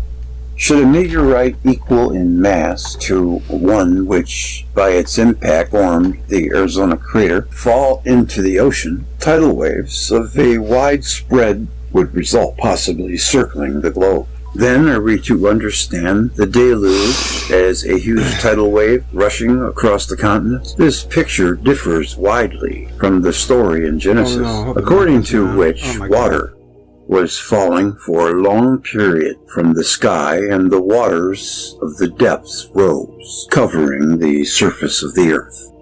And the tractate Brakat so explicitly points to the cause of the deluge that before classifying the narrative in Genesis in its entirety as folkloristic imagery, which in part it most certainly is, and also before following Rashi's idea any further, we ought to inquire which celestial body is Kima.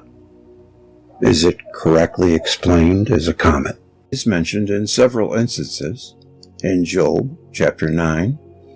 The Lord is he who removes the mountains and overturns them, and shakes the earth out of her place, which commands the sun, and it rises not, which alone spreads the heaven, which makes Aish and Kessel, and Kima, and the chambers of the south. In the King James Version, these names are translated as Arcturus, Orion, and Pleiades. Chambers of the south are usually explained as constellations of the south. Kima and Kessel are also named in Job chapter 38. Here again, in the text that deals with the violent acts to which the earth was once subjected. Who shut up the sea with doors, barriers, in parentheses, when it brake forth as if had issued out of the womb? Who might take hold of the ends of the earth, that the wicked might be shaken out of it? The Lord asked Job, Canst thou bind the chains, fetters, of Kima, and loosen the reins of Kessel? Canst thou lead forth the Mazzaroth in its season? Davidson and Lancaster wonder at the meaning of this passage. Like the King James Version, they translate Pleiades for Kima and Orion for Kessel. Mazzaroth is left untranslated. In Amos chapter 5, once more, Kima and Kessel are mentioned in a verse that reveals the great acts of the Lord, who makes Kima and Kessel, and turns the shadow of death into morning, and makes the day dark with night, that calls for the waters of the sea, and pours them upon the face of the earth. Hieronymus, also known as Saint Jerome, the 4th century author of the Vulgate, the Latin version of the Old Testament, translates Kima as Arcturus. In one instance, Amos 5, as Pleiades, in another, Job 38, and as Hyades in the third, Job 9. Similarly, Kessel was translated by the Septuagint, the Greek version of the Old Testament that dates back to the 3rd century before the present era. I didn't realize there were so many versions. As Hesperus. Arcturus in the Vulgate is rendered as Pallades by the Septuagint. Obviously, the true meaning of these names was lost, because one and the same authority in various instances used different star constellations or planets for each of them. Kessel, Kima, Mazzaroth, Aish, later interpreters groped in the dark. So Calmet, the eminent French commenter and exegete in the early 18th century, translated Kima as Great Bearer. Others rendered it as Sirius, Canis Major. The interpreters were especially intrigued by the description in Job 38. The Lord asks Job whether he can bind the chains of Kima or loosen the reins of Kessel. The word in the second clause is from a root always meaning to draw. Which star is in chains, and which star is drawn by reins, as if by horses? The identities of Kima and Kessel, Aish and Mazzaroth, were of lesser importance when it amounted to finding their meaning for their own sake in poetical sentences of Amos and Job. But such identification, especially of Kima, grows in importance if the quoted sentence from the tractate Brakat may contribute to an understanding of the etiology of the deluge, as the ancients knew or thought to know it. In Worlds in Collision, I have already explained that Mazzaroth signifies the morning, evening star. The Vulgate has Lucifer for Mazzaroth, and the Septuagint reads, "Canst thou bring forth Mazzaroth in his season, and guide the evening star by his long hair?" I have already shown why the morning-evening star was described as having hair or coma, and why Venus did not appear in its seasons. Apparently, the other members of the group were planets too. And actually, we could have started by the disclosure that in the rabbinical literature, Kima is referred to as Mazel Kima. Mazel means planet. Then, which planet is Kima? If we can find out which of the planets is Kima, then we may know also to which planet the Talmud assigned the physical cause of the world inundation.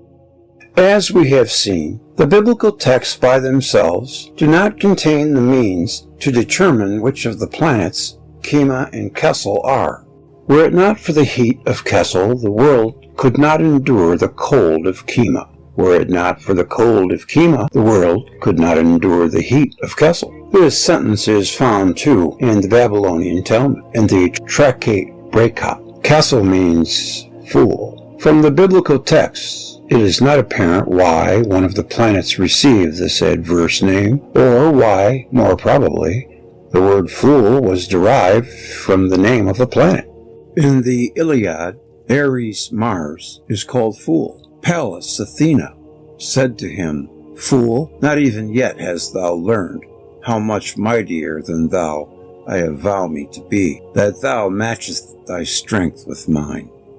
These words explain also why Mars was called fool. It clashed repeatedly with the planet comet Venus, much more massive and stronger than itself. To the peoples of the world, this prolonged combat must have appeared either as a very valiant action on the part of Mars, not resting, but coming up again and again to attack the stupendous Venus, or it must have appeared as a foolish action of going again and again against the stronger planet. Homer described the celestial battles as actions of foolishness on the part of Mars.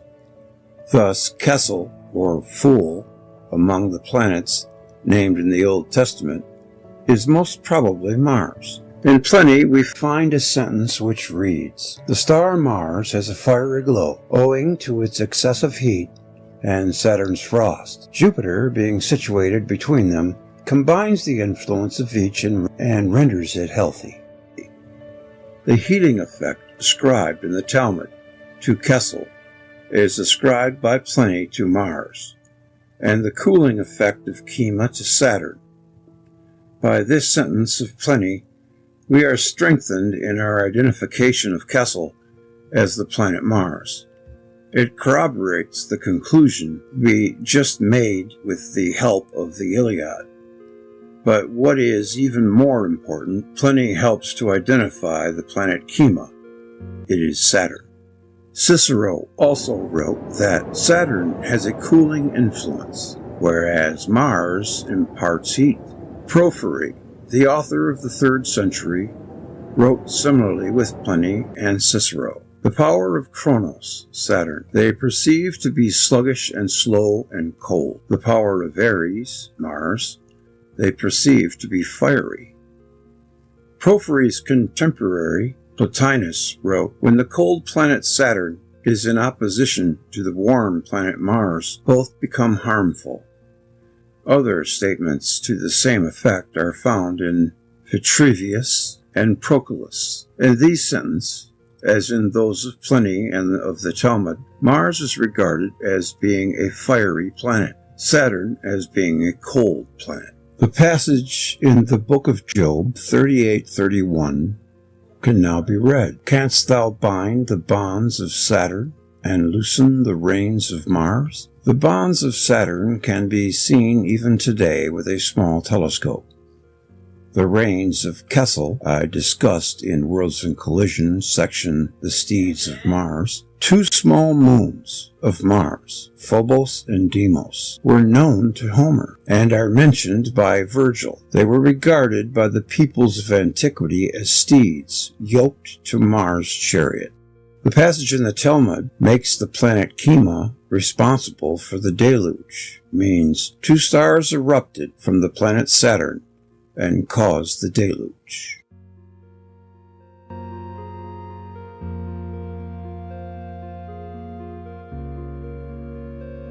And there are your references. Gonna call it a night, folks. Getting tired. I'll spin a jam. Saturnian comments. Before searching over. Ancient traditions for any possible association of Saturn with the deluge, let us notice that the idea that Saturn may have anything to do with the origin of some of the comets of the solar system is not without a theoretical foundation. A group of short-period comets carries the name of the Saturnian family of comets. They revolve on ellipses that approach closely. A larger family of short-period comets carries the name Jovian, and Jupiter is regarded as having something to do with their origin. Their orbits come close to the orbit of Jupiter. The usual explanation for the Saturnian and Jovian families of comets is that they had originally traveled on extremely elongated or even parabolic orbits and passing close to one of the large planets, were changed into short-period comets, traveling on ellipses. It is usual to say that they were captured. However, the Russian astronomer K. Vishatsviatsky of the Kiev Observatory, one of the leading authorities on comets, has brought strong arguments to show that the comets of the solar system are very youthful bodies, only a few thousand years old, and that they originated in explosions from the planets, especially from the major planets Saturn and Jupiter, or their moons. By comparing the observed luminosity of the periodic comets on their subsequent returns, he found it failing, and their masses rapidly diminished.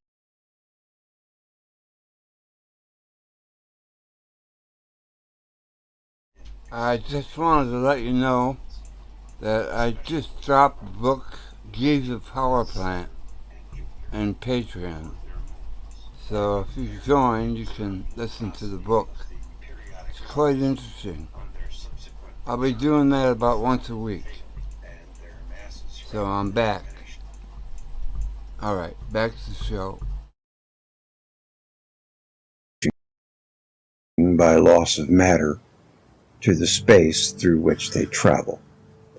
The head of the comet emits tails on each passage close to the sun, and then dissipates the matter of the tails without recovery. Thus, Wyszak-Swiatsky concluded that comets of short duration originated in the solar system, were not captured from outside of that system, a point to which the majority of astronomers still adhere, and that they came into existence by explosion from Jupiter and Saturn, and to a smaller extent by explosion from the smaller planets like Venus and Mars. In order to originate in this manner from a planet, the exploded mass must overcome the gravitational pull of the parent body. The larger the mass of the planet, the greater must be the initial velocity of the exploding matter, the velocity of escape. For this reason, the idea of explosion of comets from the planets is preferred to the idea of their explosion from the Sun. Due to the great mass of the Sun, the velocity of escape from there must be in the approximation of xxx kilometers in the first second, and from Saturn only 35 kilometers. But even these velocities are rather high, so that Professor Wyszak-Swiatsky acknowledged there must have been unusual circumstances, which he did not try to determine, but the existence of which he claimed on a basis of the effects produced, namely the short-lived comets reaching to the orbits of Jupiter and Saturn. Every time these comets recede from the Sun to their furthest points, aphelia. The sentence in the tractate Bracot that ascribes the cause of the deluge to the cometary bodies that erupted from the planet Saturn no longer appears as fantastic as when we first understood the meaning of chema in that sentence. The explosion of cometary bodies from Saturn and Jupiter is claimed on the basis of purely astronomical observations and calculations. The circumstances of such explosions must have been admittingly extraordinary. The time when this happened must be measured in thousands of years, not tens of thousands or millions. Will we also be able to establish, with the help of collective human memory, what were the extraordinary conditions?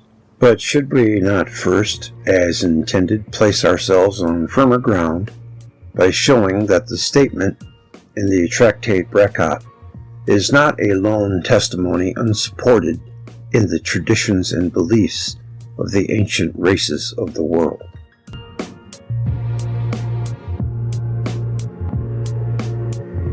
Saturn and the Deluge. Following the rabbinical sources which declare that the deluge was caused by two comets ejected by the planet Chema, and our interpretation of the planet Chema as Saturn, we begin to understand the astrological texts, such as certain passages in the Tetrabiblos of Ptolemy, which attribute to the planet Saturn floods and all catastrophes caused by high water. The planet's presence in Aquarius, especially, brought expectations of heavy rains and flooding, as is attested, among others, by the 1st century Roman author Lucan. Many of the ancient astrologers were in agreement on this point. In a work entitled Speculum Astrologiae, Montanus ascribes inundations to the action of Saturn's comets.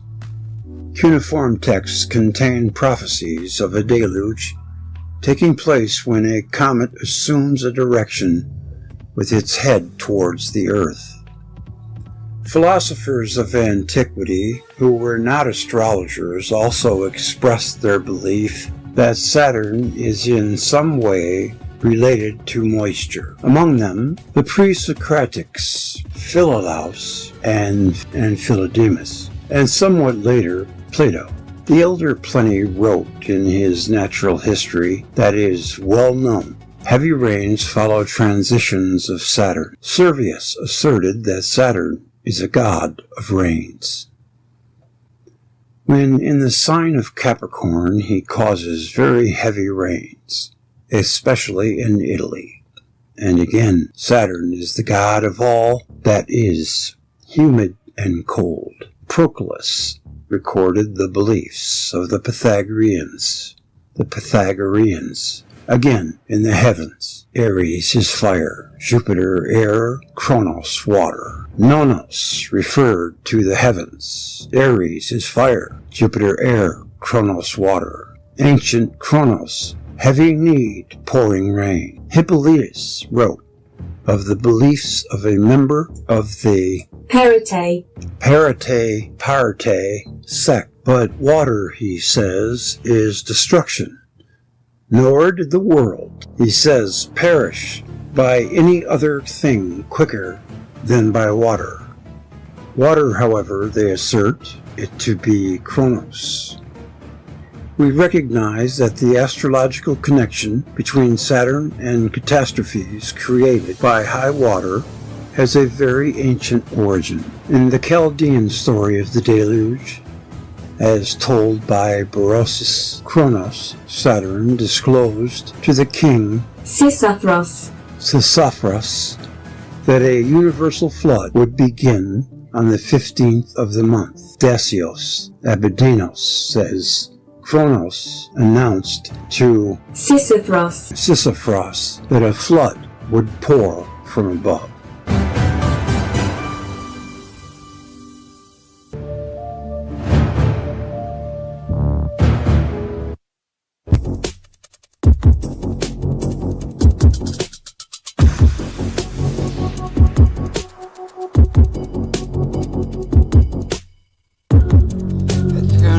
For me.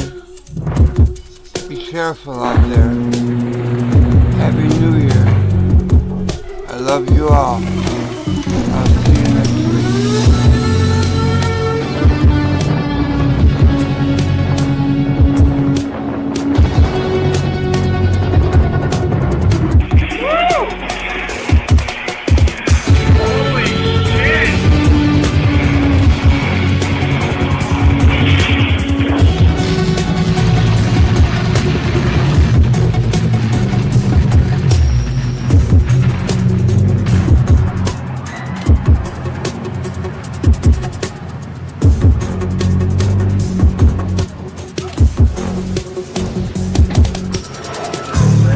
Ah, the good old days. I'm gonna have to do that for my new ones.